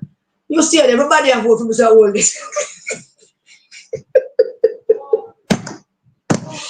You can't imagine. Oh, I laugh, trust me. Just quite a sweet little activity. I'll be there with him is, well, I'm going to check CD. Need to go check CD. Anyway, that's beside the point. So Mr. Wallace go check Damien Crawford place. And Mr. Wallace being the Prime Minister and want to be seen. And I expect that Mr. Wallace is going to be seen with more PNP candidates or MP. Some. Depends on who they are, I would imagine. About power all the time. And I'm a walk. And this woman, this PNP, one in an orange shirt. I have no doubt in my mind that is a decent, good Jamaican woman who have raised her children and look after her family and contribute to her community. And she was there quarreling with the Prime Minister, as she has a right to do. And he was behaving like the Prime Minister because he's feeding people, remember the Prime Minister, every white people in there, everybody in Jamaica feed people them. Every pig there feed people them. Every man a feed man them. Every woman a feed woman them. He was the Prime Minister. She quarrel with him and he listen. And I try to console her, and I try to tell her where I'm there. And it divulged into total disrespect. Prime Minister offered her his hand, and she refused. As I said, I have no doubt she's a decent woman. I have no doubt she's a woman who has raised a family and sent children to school and contribute to her community. But totally lacking in the decorum and behavior and basic manners. Totally lacked. And nobody can tell me nothing about poor people that have manners or poor people that know certain things. My mother used to put me around the table with a knife and fork. Yes, it was just me alone she do that too, because she the kind of bias that made me kind of know, like that, eat that memory. But yes, around the table, the knife and fork, this, yes, so, that, this, so, eat from the outside in, use from the up. Parents teach you some things, parents don't. How to shake somebody's hands, how to look them in the eye and say hello. How to be gracious. How to, my man never teach me how to quarrel. That me develop all by myself. But my comrade sister, the Prime Minister talk to you and you talk to him about your issues.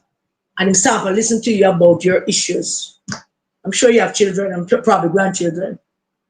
What kind of example are you setting for them by your behavior towards the Prime Minister of the country? The Prime Minister stop and talk to you. I listen to your problems.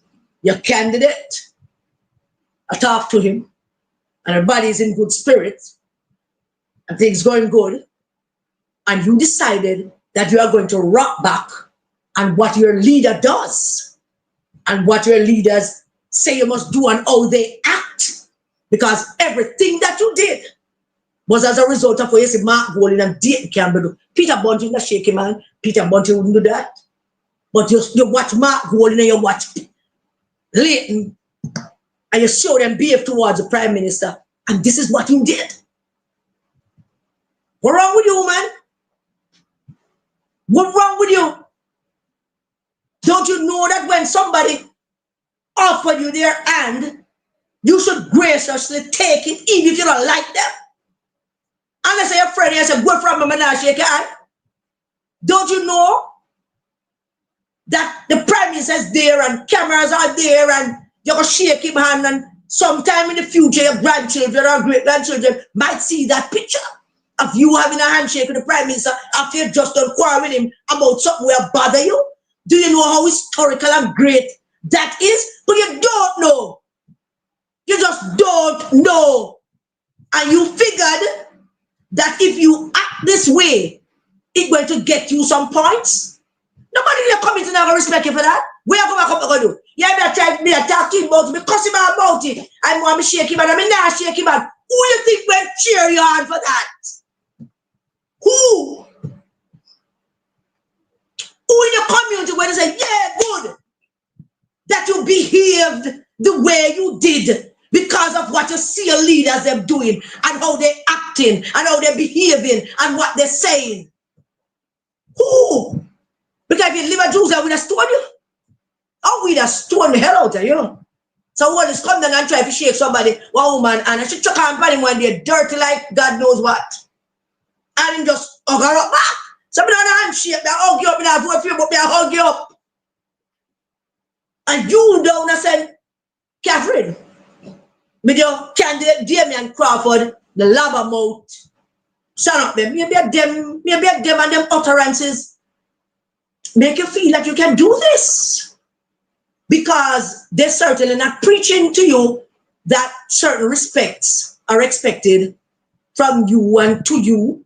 Prime Minister respectfully stood there talking to you, respectfully answering the question. Yeah, rile up on him and now rile up back on you. Him can't. My Prime Minister have a certain level of, have a standard, we have to keep on a standard, we have to set. And you, woman, a big old one like you, then the Prime Minister extend a man to you and you have your two and behind you look like a damn buffoon. Huh? Do you know how stupid you look? Dunce and stupid, uneducated, ill-informed. Do you know how stupid you look? And you go back in your yard now, go sit down with the people and say, he must shake me and I don't shake me. But why you tell me how many people pat you on your back and rejoice about that? Because they're going to look for you like an idiot. Which you are. Total idiot.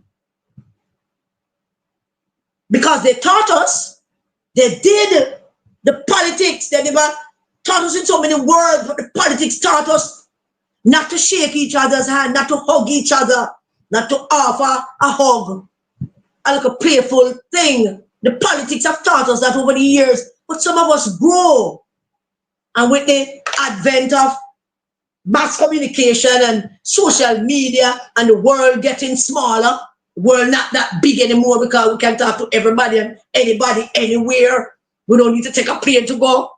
So the world becomes smaller and we are now more connected than ever. So we learn things which can help us change how we grow, change how we behave.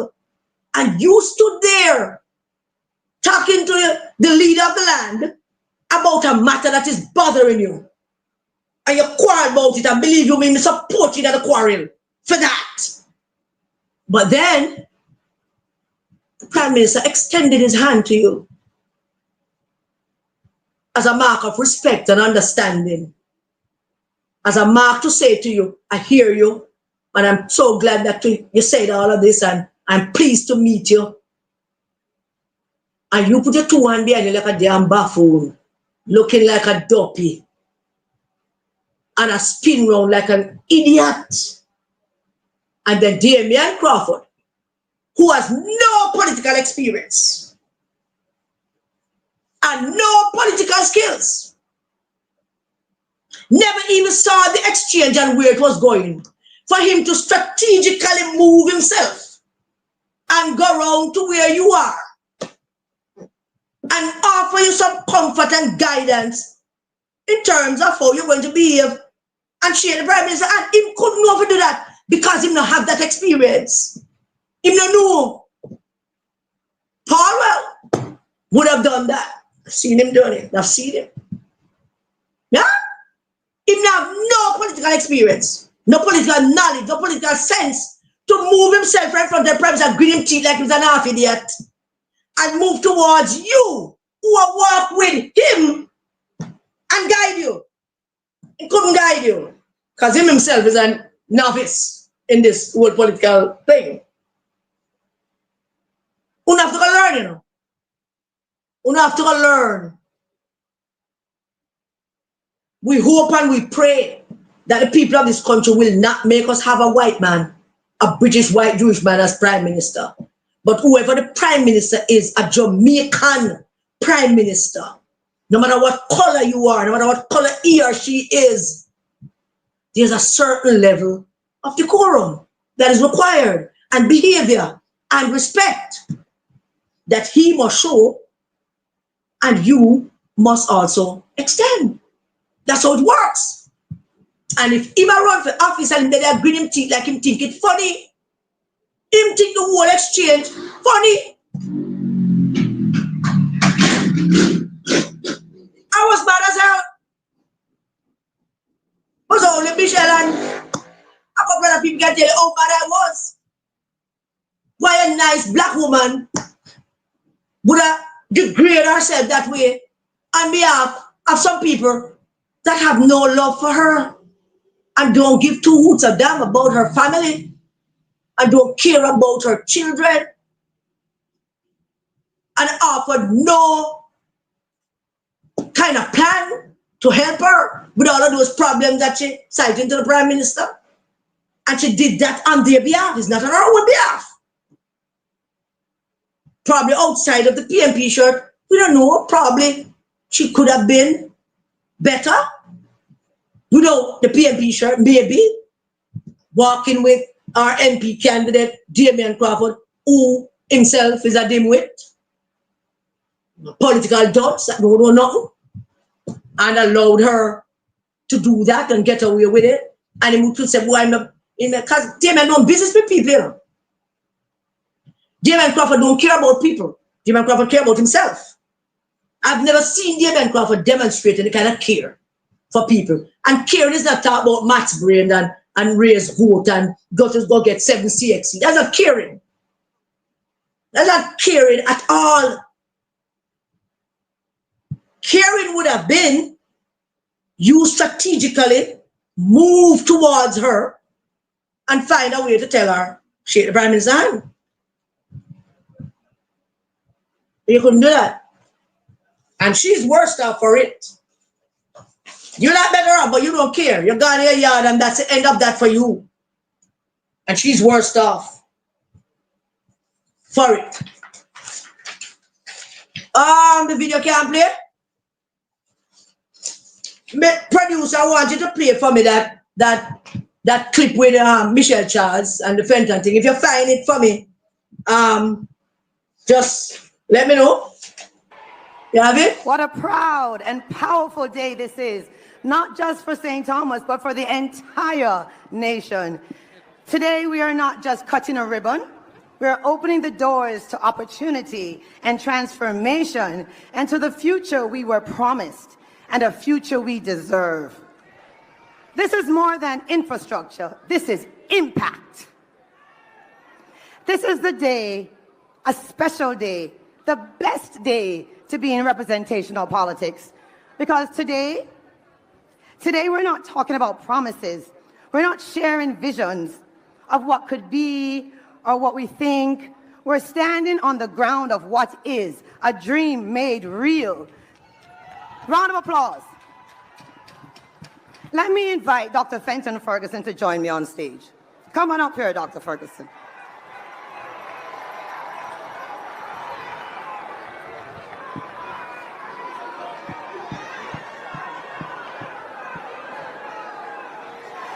Dr. Adrian Bonner, the Honorable L.G. Newland, the Honorable Isaac Barrett, Miss Violet Thompson, the Honorable Pernell Charles Sr., and the Honorable Dr. Fenton Ferguson all tried this and wanted this for Eastern St. Thomas. The only difference is I have Dr. the Honorable Andrew Michael Holness and the JLP administration. Action, not a bag of mouth. St. Thomas Eastern is proud of you, sir. And we're proud of your government, sir. On behalf of the previous members of Parliament, the entire St. Thomas Eastern, and Dr. Fenton Ferguson, he and I have a little running joke, you know, because he was here for what were you here for? We were breaking the ground and you said, you know, let me come here, don't. He said when we were breaking ground, he will not allow me to be here. And guess what? I am here and I will not allow myself to sit down without standing right here beside him. Let me tell you something. Popcorn said it best.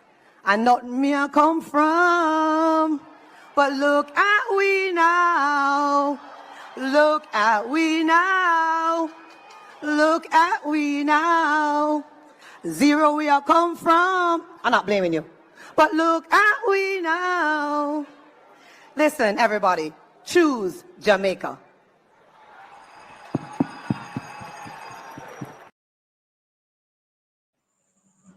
All right, I see now. Okay. That was hard to look at. I think that Michelle Charles meant well initially. But it was, no, it wasn't. It wasn't. It wasn't something that should not have been done. Not that way. First of all, if she invited him up, you can't invite him up and start beat down on the thing. I can't go through it. It was a little distasteful. But I understand what she was trying to do, but it was distasteful. And the only thing I can offer, it was distasteful. It was not properly. I wish I could find more words, but it was distasteful. It was distasteful. To invite him up like that and then It was distasteful. May I offer to Michelle Charles a little bit of advice, if I may? You have to take it. But you could put all of this to ending if you will link up Dr. Ferguson or give him a call and kind of, because I understand that him feel a way about it as well. So give him a call for the sake of peace and unity and respect. That was a very inartful, not done properly thing. But I understand the concept behind what she was trying to do. But somebody should have helped her with it. That could not work. Under no circumstance would that have worked. The part about naming all of the former MPs, that was good. And then she could have given him some credit for being there the first time and run a little joke and say, I am glad that you and I are here today to witness this, and end it at there. Right, yes, but it was not good. Not good. Not good.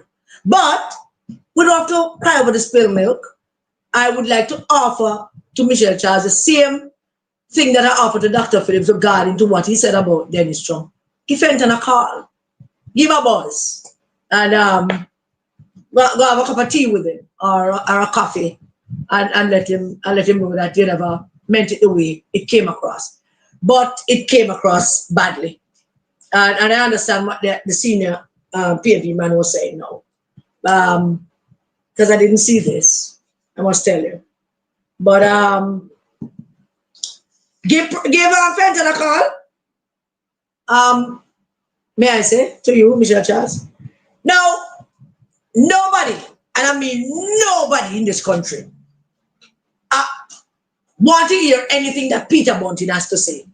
Nobody is interested in anything that Peter Bunting has. There was a time when Peter Bunting said something and the whole of the news media carried it all over the place. But that was a time before people find out, say, him is a fraud and him is a weird, sadistic, Machiavellian, treacherous, swarmy, slimy moron. Before that, people used to listen to him. Now I'm going out and I'm out there talking a whole heap of things though, because their crime plan has been burnt to the ground. You know what I'm talking about now? Crime plan, you know. Because the crime plan that they had put out initially have been burnt to the ground. Murder gone down. Crime go down. Criminals a look work. Man jam na them corner. Because if them go, they go try nothing to make people's lives unsafe, them going to feel it. So, everybody a job. But Bunting decided that I'm going to give a big speech and I'm going to talk about crime and I'm going to beat up on crime and I'm going to say some things in the hope that somebody will say, yeah, yeah. But nobody wants to hear anything from Peter Murcott Bunting. And I decided tonight of all nights, and you know what I mean, that all we must talk about,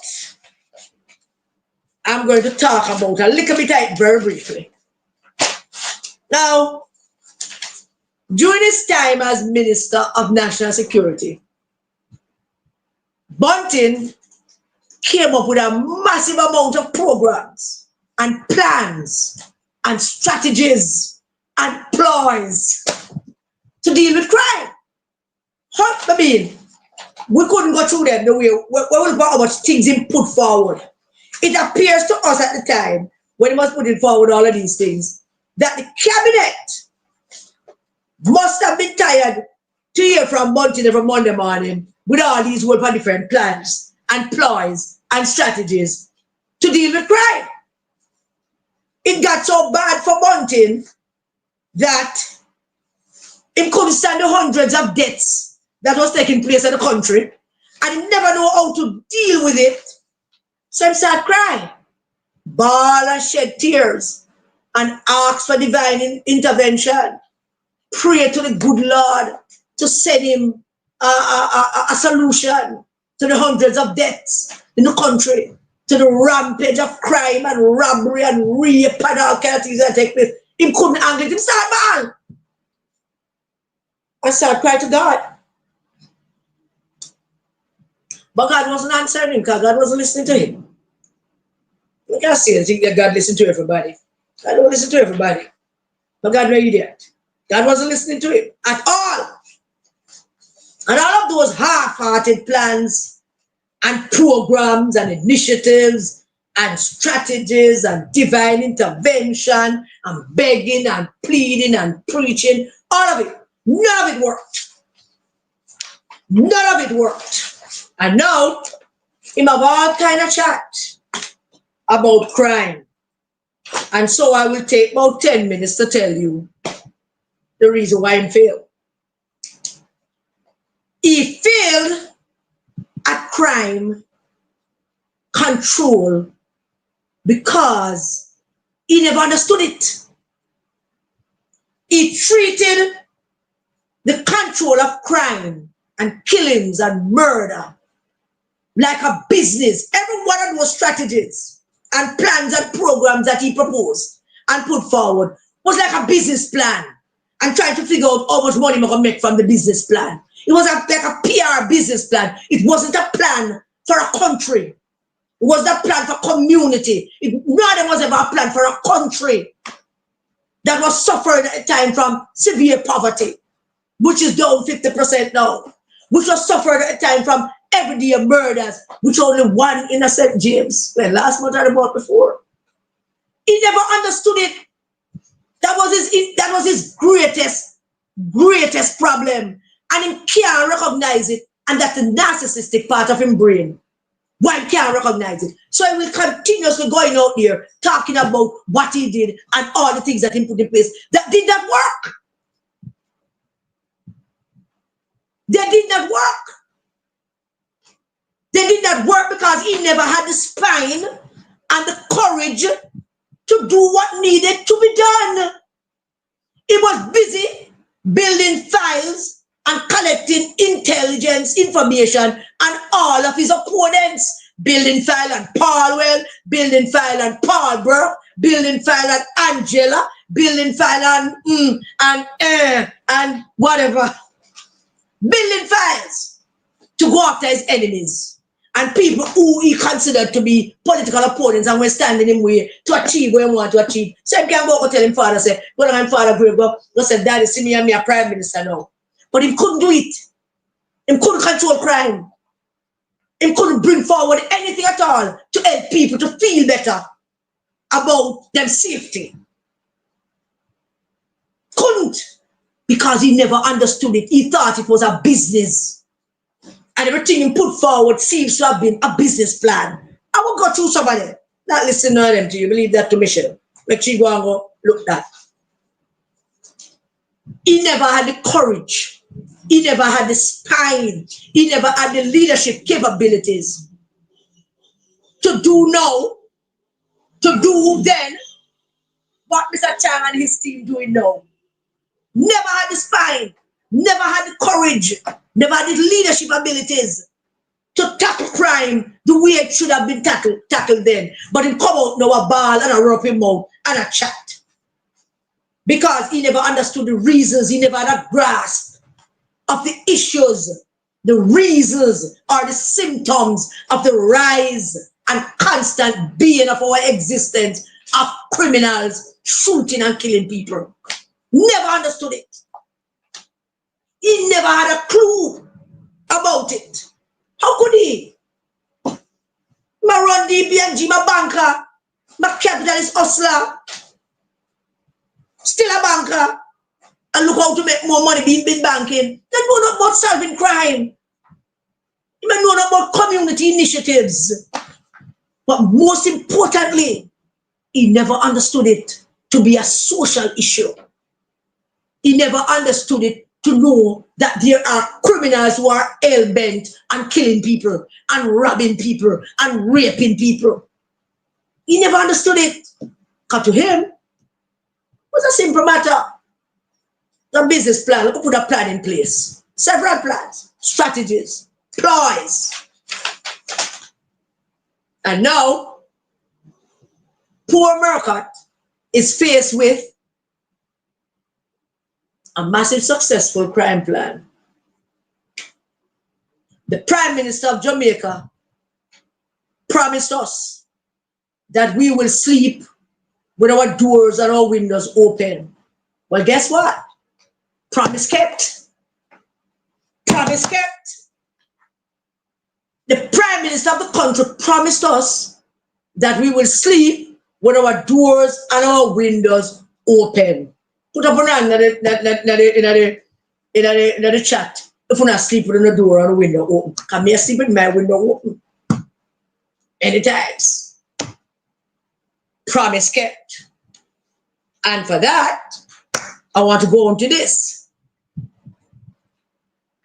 In fighting crime, one cannot be timid. One cannot be afraid.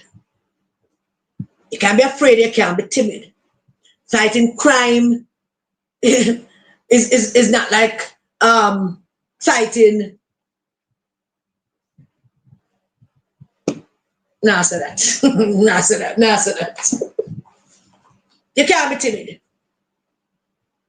You can't be timid when you fight crime. You have to take the hard decisions.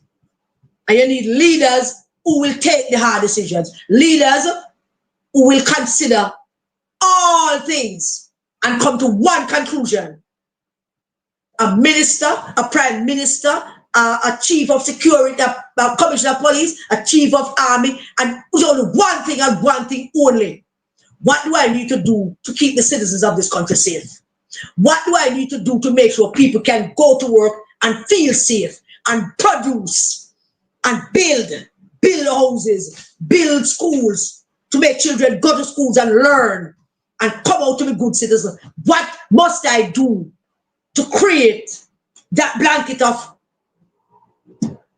safety for them to exist under? Because the only thing that I need to do as Minister of National Security, if you're Minister of National Security and you're Prime Minister, your first and only responsibility is to keep the citizens of this country safe by any means necessary, whichever means. Ones that are available to you, ones that are not available to you. If it even means that you have to suspend some people's constitutional right to keep those very people safe. But he never understood that. So no matter what him said, no, and I'm gripe and complain and going on and on about it, he has never understood that. I don't believe that. I believe the last PNP National Security Minister that understood the crime thing was Peter Phillips, quite frankly. But he never understood that. Now we're asleep, as the Prime Minister promised, with the door and the window open, and Bunting walking around crying and complaining and griping about things that never go his way. And they cannot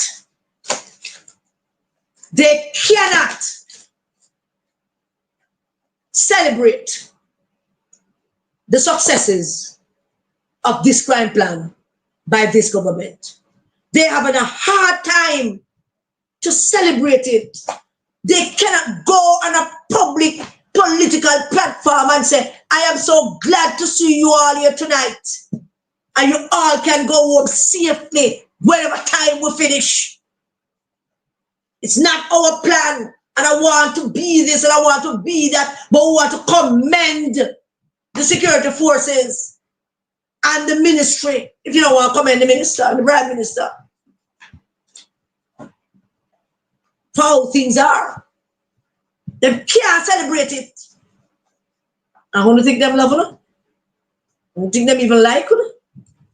Them can't celebrate anything that happened good for you. You know, I road play bingo till 5 a.m. and left one somebody to clean up at 5 a.m. and the whole of the gang go sleep. One somebody don't clean up at 6 and then go sleep. All in safety and security. You drive out your yard at 3 a.m.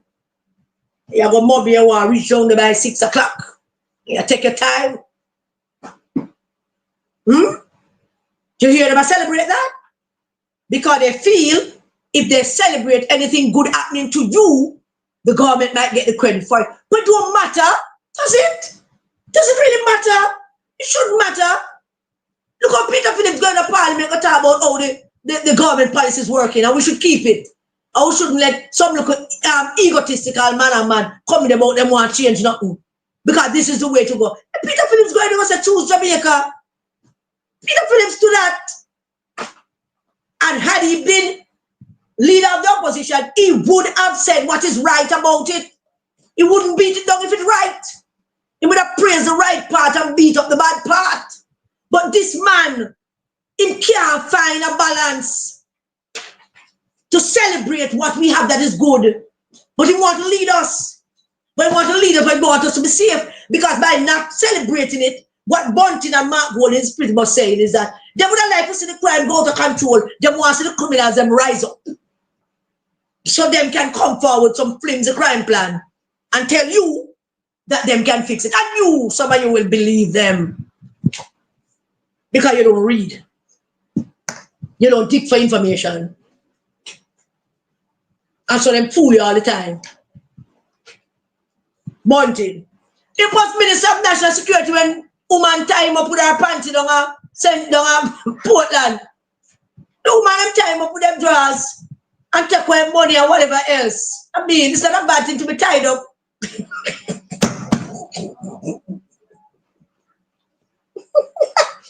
I apologize for that. I apologize for that. But I mean, let me take some water.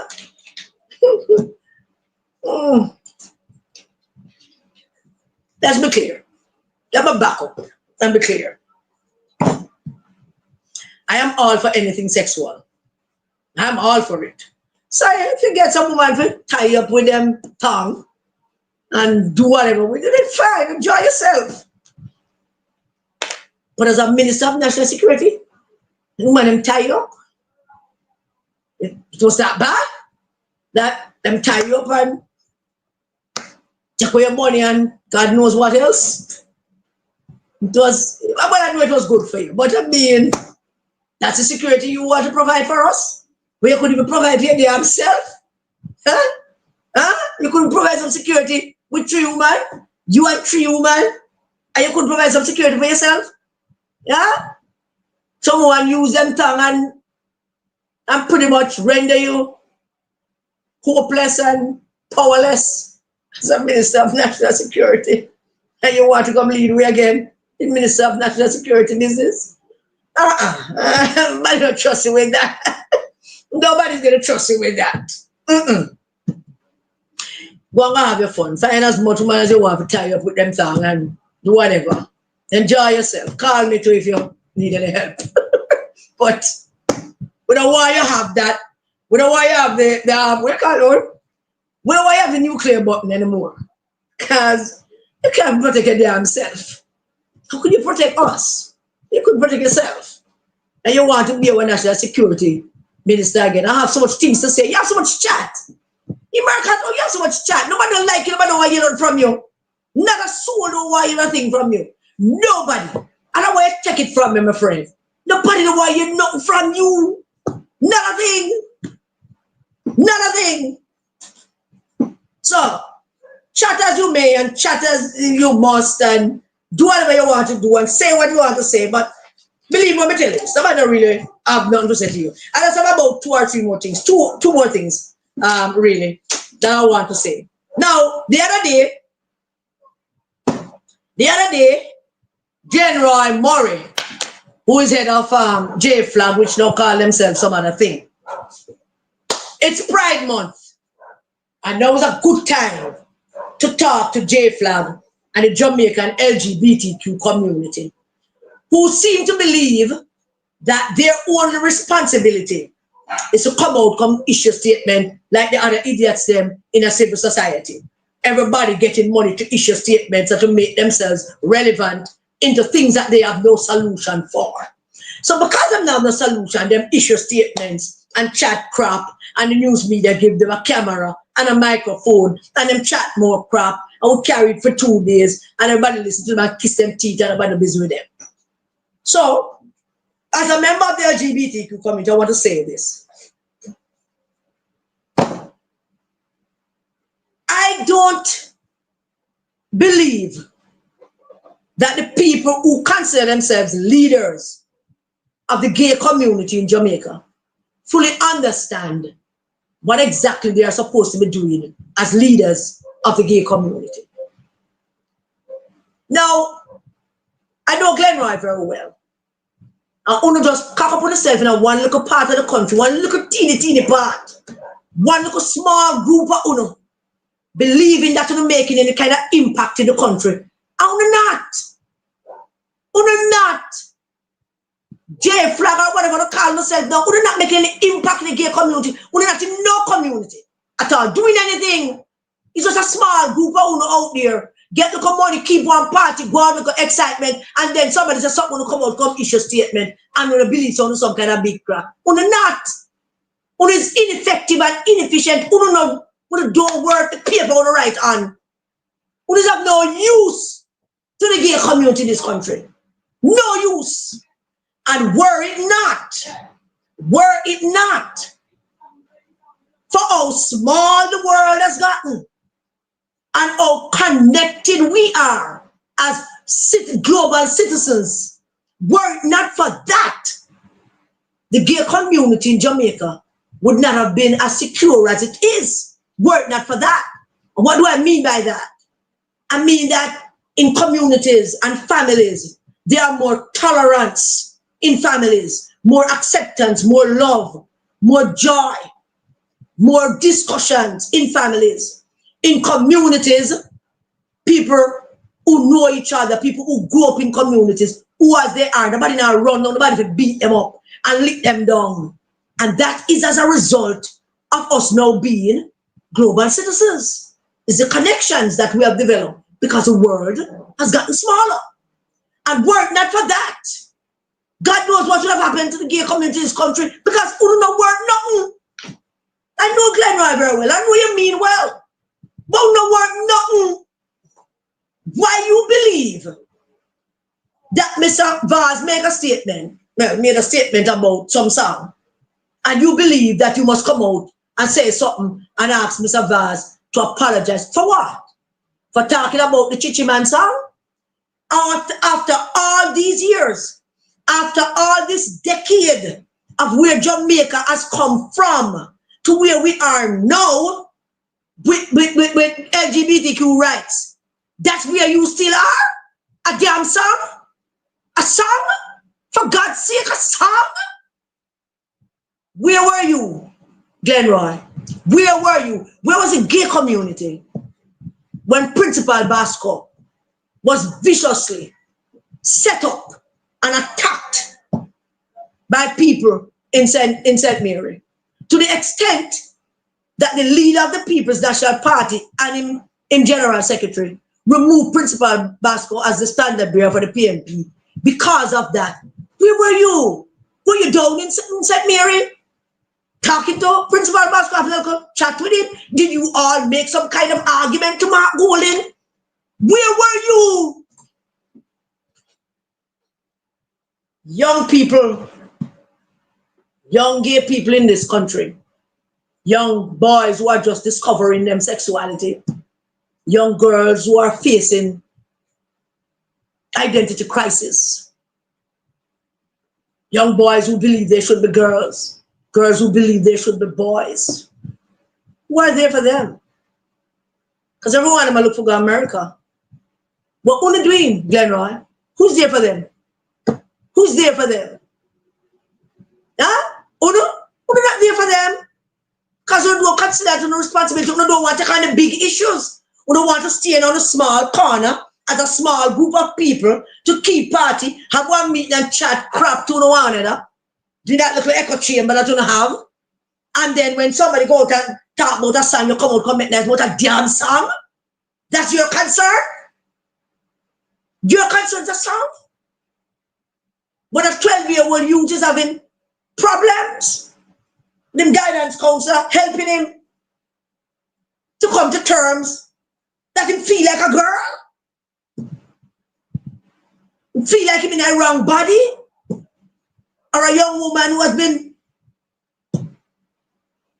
feeling that way as well, or for want of a better way, late bloomers, married women and married men who have lived their lives as heterosexual people and one day discover that this is not there. What do you think this is about? What do you take the LGBT community for? What do you think it's like a talking point thing? Is that thing when you go get up and write a statement about? You don't understand it. Huh? I do more than Uno. One woman, me, do more than Uno. All of us still hide. You know, like a group. You know, like a corner. Uno still hide. Uno can't show yourself. Uno can't help nobody. Uno not a voice for the gay community. And instead of arguing with Mr. Vaz about a song, uno should be arguing to the parliament about repealing an archaic law that was passed from about the 14th century about buggering. A law in our parliament that deemed sex between two men a crime. Sex between two men, a crime, a law passed by a overzealous king with him own little proclivities. And you are used to statement what a song. Instead of going to the parliament, we tell them, say, let's start a movement, or they can't take on the big issues. That's not a problem. We're afraid of the big issues. We're hiding in a little corner, getting a little funding to keep a little party, everybody looking pretty and nice, while the larger community still suffers, still not enjoying the visibility that they should, still not being seen and treated with the same level of respect and understanding that heterosexual people have been treated with, and you are quiet about a fucking song? What's the matter with you? I hope YouTube don't cite me for that. We're not quiet about a song? That's your issue? When there's a law on our books that can imprison a man for having sex with another man, but the very same act is being practiced by heterosexual people, but there's no law against them, and you not fight that? You are talking about a song?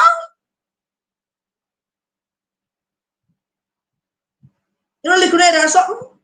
We need to sit down, man. We need to pack up that and go to the damn yard. Because we think that the gay movement in Jamaica is to elevate UNO. It's a personal thing on the depend. Because we're not elevating the movement itself. We're way behind.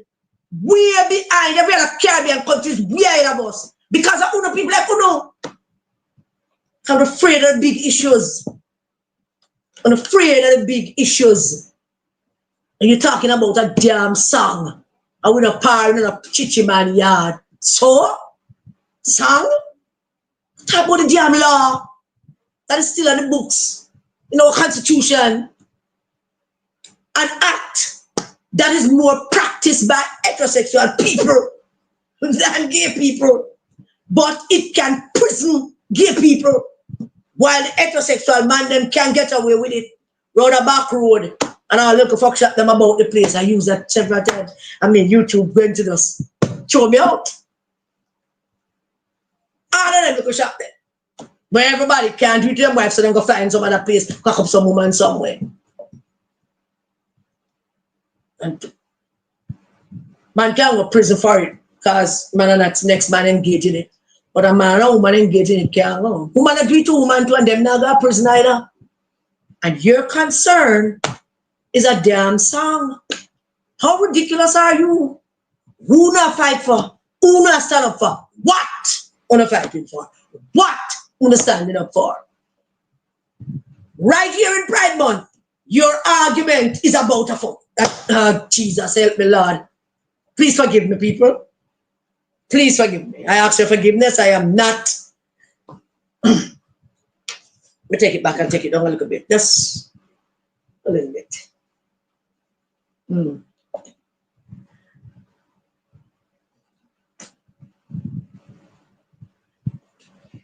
I apologize to my viewers and listeners. I apologize to you for that. Never meant to repeat all of that so much more, you know. But the LGBTQ community in Pride Month here saw it fit that the best way to celebrate Pride Month is to issue a statement asking Mr. Vaz to apologize for asking for a song to be played. And that is their big issue for Pride Month. Yay! Yeah. And big issue that for Pride Month. And them need calling out, probably even burning down just for that. But in the same breath, I would like to say to Mr. Vaz that there is a lot of gay people in your constituency, sir. And while you never call them by the name, it is still somewhat, you know, not a good thing. It would be better if you stay away from that and not to rile up any particular voting block.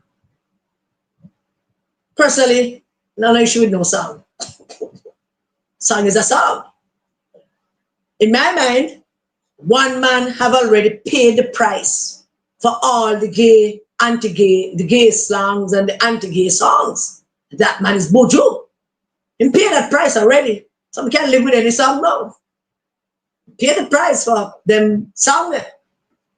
But it might be wise to all of you candidates to stay away from that kind of thing. Nationally, I would not consider it a great big deal or a problem if Mr. Vaz down at Portland, no local group and bust up some Liberty and whoever want bust up and yeah, but nationally, stay away from it. You know?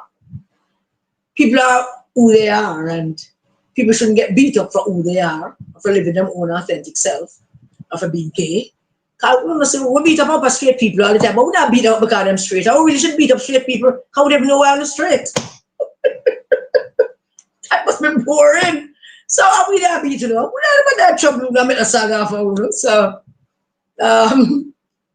we should allow it that make that stay, you know, make that pass. So we should stay away from that, Mr. Vaz. And J Flag, need to get to act together. I wish I could say something about, I wanted to say something about the Integrity Commission, you know, and then I got this thing that them sent to Parliament and decided that I am not going to say what I had intended to say because I do not want the Integrity Commission to believe that I've forgotten about them. Oh no, I have you on my radar, you're at top of my list. Every time I come out here with these papers, believe me, I tell you, the Integrity Commission is the first person on this list. The first on this list. Every list I come out here with, it mark Integrity Commission. Just in case, I want to remind you that I'm still here. And I've not forgotten you guys and keeping you on the radar and, you know, sort of like in that. But I want to end with one small matter. It's a pretty small matter that I want to end with. Because I always want to end with a small matter. A lot of people have been texting and calling about. We were on JPU the other night, Saturday night, I believe, talking about Barcode being Prime Minister of this country and why he should not be Prime Minister of this country. And I said to myself that in closing tonight, I want you all to understand in very clear terms, what do we mean when we say that you, the voters of this country, need to think about this very carefully and consider it. And of course, it's going to be a movie. Now you all know Matthew McConaughey. Now Matthew McConaughey is a versatile actor. When he's doing rom-coms like How to Lose a Guy in 10 Days, Fool's Gold, both of those movies he did with Goldie Hawn daughter, what's your name? Kate Hudson, yeah? I like to see Matthew McConaughey in rom-coms. But then he won his Oscar for the Dallas Buyers Club, which was a story about a man who contracted HIV. It is set in the 70s, 80s, set in the 80s. And he contracted HIV and was told that he have, 30 days to live, and he went on a rampage. He went on a rampage doing all kinds of things. It's a good movie. Not great, but a good movie, and he won his an Oscar for it. But what makes Matthew McConaughey so versatile are those rom-coms, yes. The fact that he could play this guy in Dallas Buyers Club was put on a splendid performance. I mean, splendid performance. But the movie I'd like to remind you about tonight with Matthew McConaughey is a movie, it's a book. It was a book, A Time to Kill. A Time to Kill was written by, damn, it's not even, John Grisham, I think. Yeah, I think John Grisham wrote A Time to Kill. And A Time to Kill, yeah, 1986. A Time to Kill became a movie. They made the book into a movie. And it starred Matthew McConaughey and Samuel L. Jackson and Sandra Bullock and Donald Sutherland. He died, Kiefer Sutherland's father. And it is a movie set in the South, deep South in Mississippi. And many of you have watched it.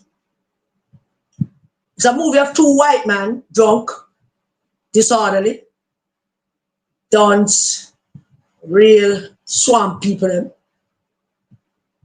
rape this 8-year-old child belonging to Samuel L. Jackson's black girl, coming from shop, run her down with them vehicle, raped her, tried to hang her, threw her body over an orange. Really, really tough movie to watch. It is. Tough movie to watch. We have to watch it. So I have to watch it. So I'm watching probably twice. You know, not one of those I watched 3 or 4 times. I watch it twice. Watch it twice because I missed some things the first time. So I watch it twice.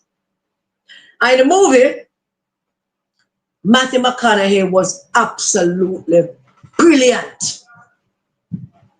Brilliant display as a lawyer, a white lawyer, defending a black man in in the South, in Mississippi, one of them small towns. And he got some help from Sandra Bullock, who played a law student or something like that, coming through town and gave him some help. Of course, the Ku Klux Klan would kidnap she and he'll kill she too. But anyway, Carly, played by Samuel L. Jackson, came to the conclusion that these two white men who killed this little girl, they didn't kill her. What they did after they raped her, she couldn't have children again for the rest of her life. She wasn't able to have children again. That's what the doctors have decided, that because of the monstrosity of the act and all of that. So Carly decided that he might go to prison for it, and him the thing said they might go to prison and kill them, so him shoot the two of them, kill them. In the melee of shooting the two of them, also shoot the sheriff, and the sheriff get lose on him foot. The sheriff is a white guy who loved Carly. Why am I bringing up this movie to you? The whole country, because it's a true story. I forgot to tell you, it's a true story. And the whole of Mississippi and some parts of the country was watching the whole thing that was happening back when it happened. And the movie,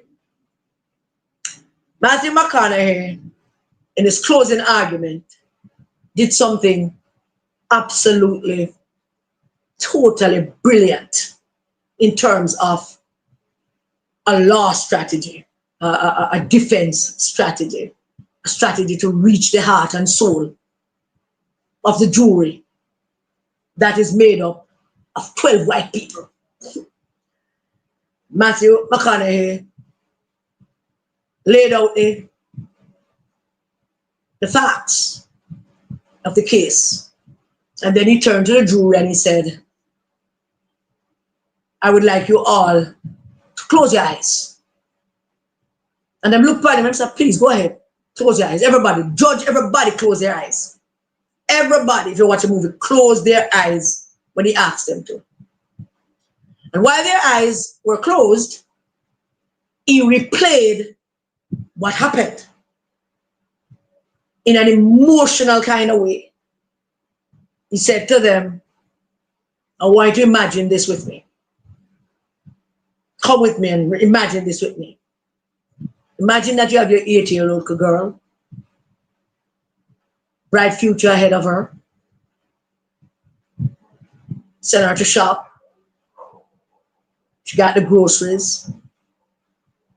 On her way home, 2 men drove down in a vehicle,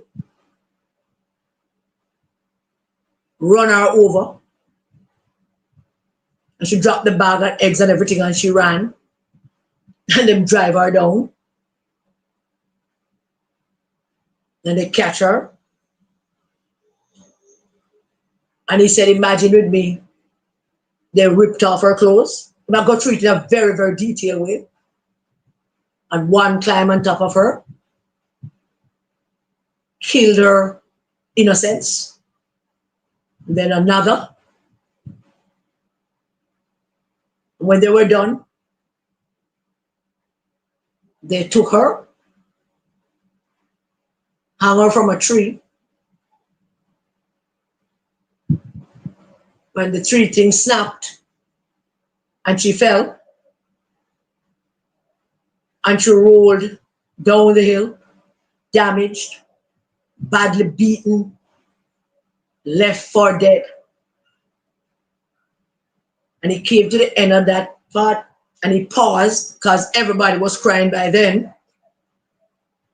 And then he said, now, do you see her?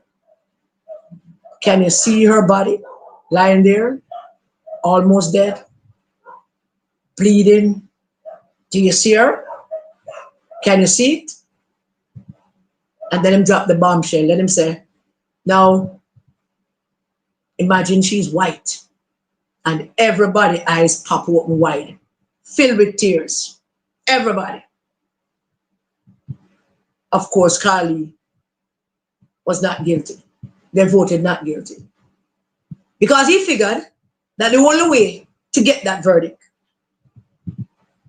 is to appeal to them empathy and them feelings and them outrage. Should it have been a white little girl? And he was successful in doing that. Why am I telling you this?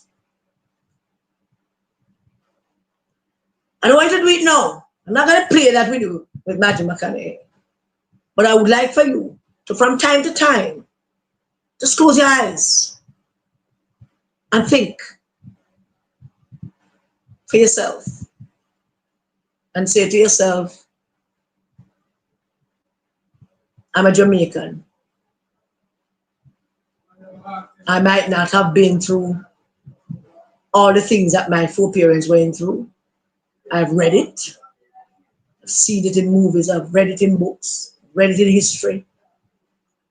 Mark Golding, people them beat them, rape them, hang them, mark them, burn them, breed them up. Mark Golding's slave ancestors did that. Slave owning ancestors did that to my slave ancestors and your slave ancestors. Go down to Africa, ran them down, tie them up, put them into a big ship, pack them like sardines.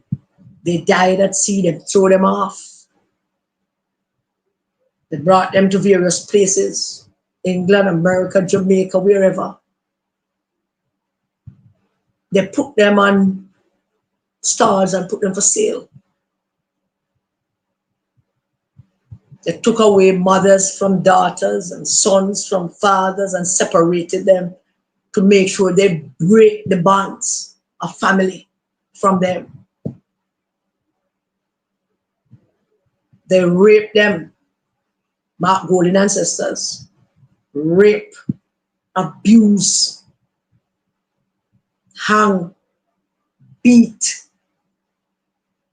kill them.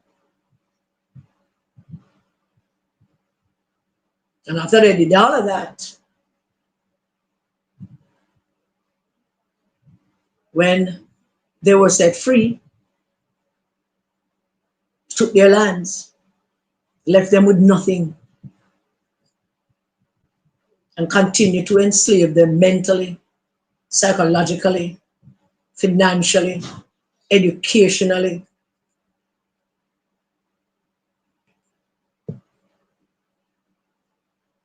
And then things got a little better.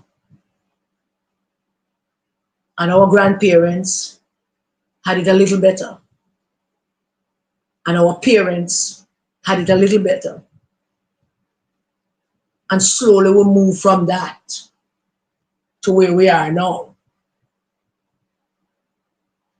We have traveled through that, our ancestors, through the shadows of our ancestors.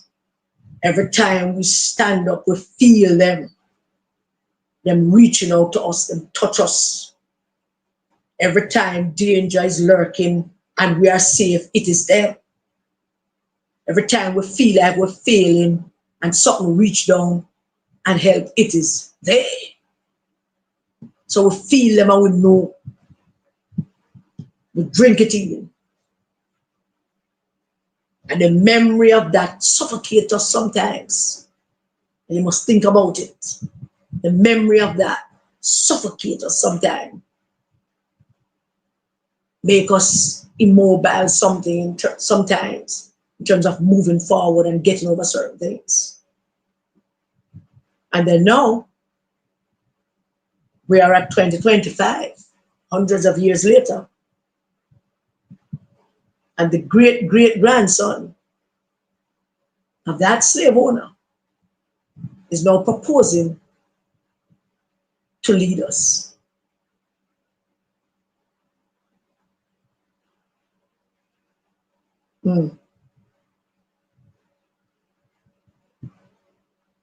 Just sometimes think about how it must have been for Sam Sharp. How frustrating it must have been for Christmas morning. He couldn't get up for cook one chicken and go run up and down and hang out with the mom and them and stuff. How frustrating it must have been. Then, the worst part of some of it, which is a repetition of our very own history, is that some of our very own people would themselves betray their own ancestors and betray us for power. So we can't even say that we are all together on this, because we are not. And that's probably the worst part of it all. When you close your eyes and finish thinking about that, imagine Mark Golding as your prime minister. And then open your eyes.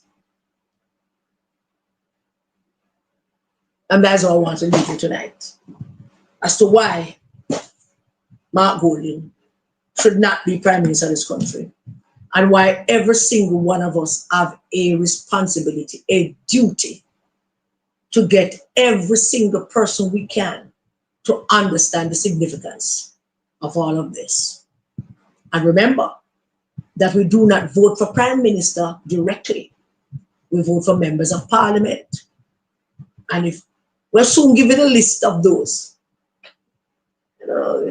we soon fire Michelle, as God be my witness, I'm going to fire her ass while I'm there. Pretty soon. For all those rice candidates that you should not vote for. all those vice candidates you should not cast a vote for. Because those are the ones who could enable Mark Jefferson to be in power. And everybody must consider what could happen if that could be true. Who would be leading you? I want you to picture that. Dayton Campbell, Angela Brown Burke as your foreign affairs minister. God knows who.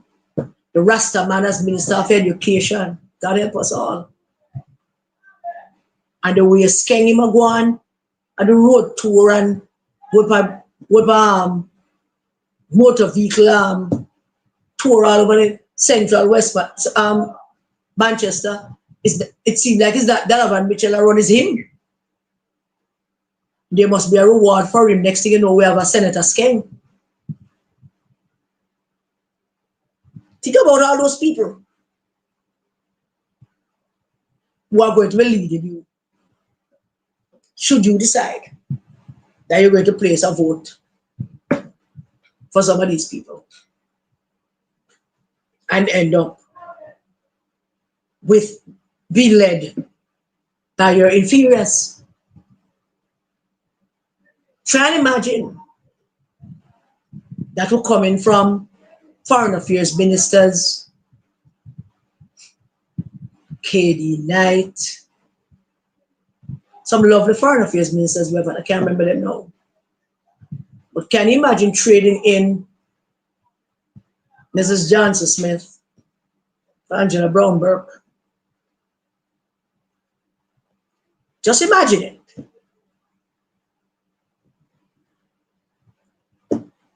People of Central Westmoreland and Central Manchester and South Manchester and Eastern Westmoreland. Just understand myself. And do what you need to do to ensure that we don't face that. I'm sorry to have to end this on a somber note. We can always pick it up again. Anybody want to make a call? Anybody want to ask me anything? Want to seem to get a good deal of kick out of calling me on the phone when me a water plant or when me a wash up plates. That's not a good thing. That was a good time for you to call if you have something to say. Nobody call me a man. I want to thank all the, it's a lucky thing. I want to send out condolences to Peter Allen on social media. Lost his wife. I'm sorry, so sorry, Peter, about your wife. Yesterday I want to big up my community people, the people in Jewsland who are contributing to our next tour. My community people, not mention name, but you know myself. And I just want to thank you all for your contributions that are coming in. We intend to be out on the road sometime next week. Is that it? I think so. Yeah, we intend to be out on the road sometime next week to go check some places, find out where I go on. Now, I met two women yesterday, and I want to say hello. Trudy, hello. We met down by the mall. Not saying the exact place because nobody knows say a word, you're not talk to me. And Debbie. Debbie don't work at the mall. Debbie come from Manchester. She come from South Manchester. And I went into PLS to find out if them get the little shoes them that I like, but them not get none. And I was asking the young lady if she get them. And then Debbie was sitting there trying on something. And I heard somebody say, I know that voice. I know that voice. Know that voice so well. But I never took it as anything. And then I keep talking to the young lady. And then Debbie said, I watch your thing and I listen to you. Thank you, Debbie. It was great meeting you.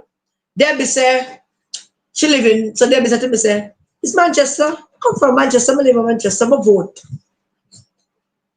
So I said, where in Manchester you vote? Debbie have a great sense of humor. Debbie said, somebody said, who's the candidate? Don't know where you live. Debbie have a good sense anyway. Debbie say, are your friend. Are your friend. So, of course, she talking about Mercat. Debbie not inclined to vote. So she can't bother. She don't know if she want to vote. But it seems to me that even if she decides to vote, she's not going to vote for my friend. Mercat. So, and Trudy, Trudy lives in, Trudy votes in Mr. Dunn's constituency, but she now lives in Bulby. And she said she wants to transfer her vote to Mrs. Oldness. I think I don't know if it's too late. I don't know much about those things anymore. I don't follow up them things anymore. But Trudy said she's going to vote. And if she don't get it transferred, she'll skip her vote to Mr. Dunn. But she'd really, really like to get her vote done to Mrs. Oldness. What she want to do. I met a gentleman up by Michi, up by Michi yesterday. And we exchanged hellos and phone number, but I really didn't get your name, sir. I did, but I can't remember. What is it? Your name is, it's Wisdom. I want him name, but you know who you are. So big up yourself. A big hail up to you. I want to hail up everybody and thank you all for being a part of this journey. Now, I know that the time getting hot, right? And sooner or later, can't come on from YouTube, because unless the mom come on in a tank top or sports brand, that never happens. So at some point, sometimes we never come on when you don't see me, don't fret so much about it. So let us go out there. Let us continue the fight and the journey, one voter at a time, and get everybody to understand the significance of these upcoming elections. And let us all do our part and play our part in getting this done the right and proper way. And let us effectively deny Mark Jefferson Golding the privilege and honor of being Prime Minister of this country. So, without further ado, there's nothing else. Thank you all very much for tuning in. God bless you all. Stay safe, everybody, and keep your children safe. Thank you. Years so them something their priority. Like if you live in a house and you have running water, probably water outside. So you should think of giving. I am almost 45. Really? Yes, sir. So you look younger than that. Well, thank you, but no water, and I'm a farmer, so you know but you have been here for how many years? How many years have you lived in the community? I'm living in this community, to be honest, for 14 years, but it's walk from years, this. No water here. No water, but we only truck water. We don't have pipe where we turn on water and get but water. Sincerely, I agree with you that the modern standard is that you should have water coming to you. That's the standard we set. But it takes some time for every community to get it, and that's what we've been doing. Community by community, laying the pipes. So what I will do is I'll take this into note. We are building out the water network. So this community, what's the name of it? On the Google map, it's Sterling Castle, but we're popularly known as Charlemont Farmstead. Well, listen, thank you for bringing it to my attention. Yes, sir. Yes, sir. Yes, sir. Sir, yes, sir. Yes, sir. Good afternoon, everyone. Mayor Angelou once said, be present in all things, be grateful in all things. My name is Evelyn Thompson, and it is my honor and pleasure to say thank you, Mr. Prime Minister, the most honorable Dr. Andrew Holness, and others made it possible for me to be the owner of this building. I feel honored and blessed to be the owner of this house.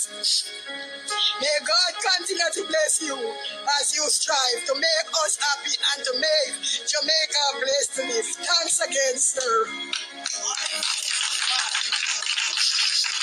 First, I must say, thanks to the Most High, God, for everything.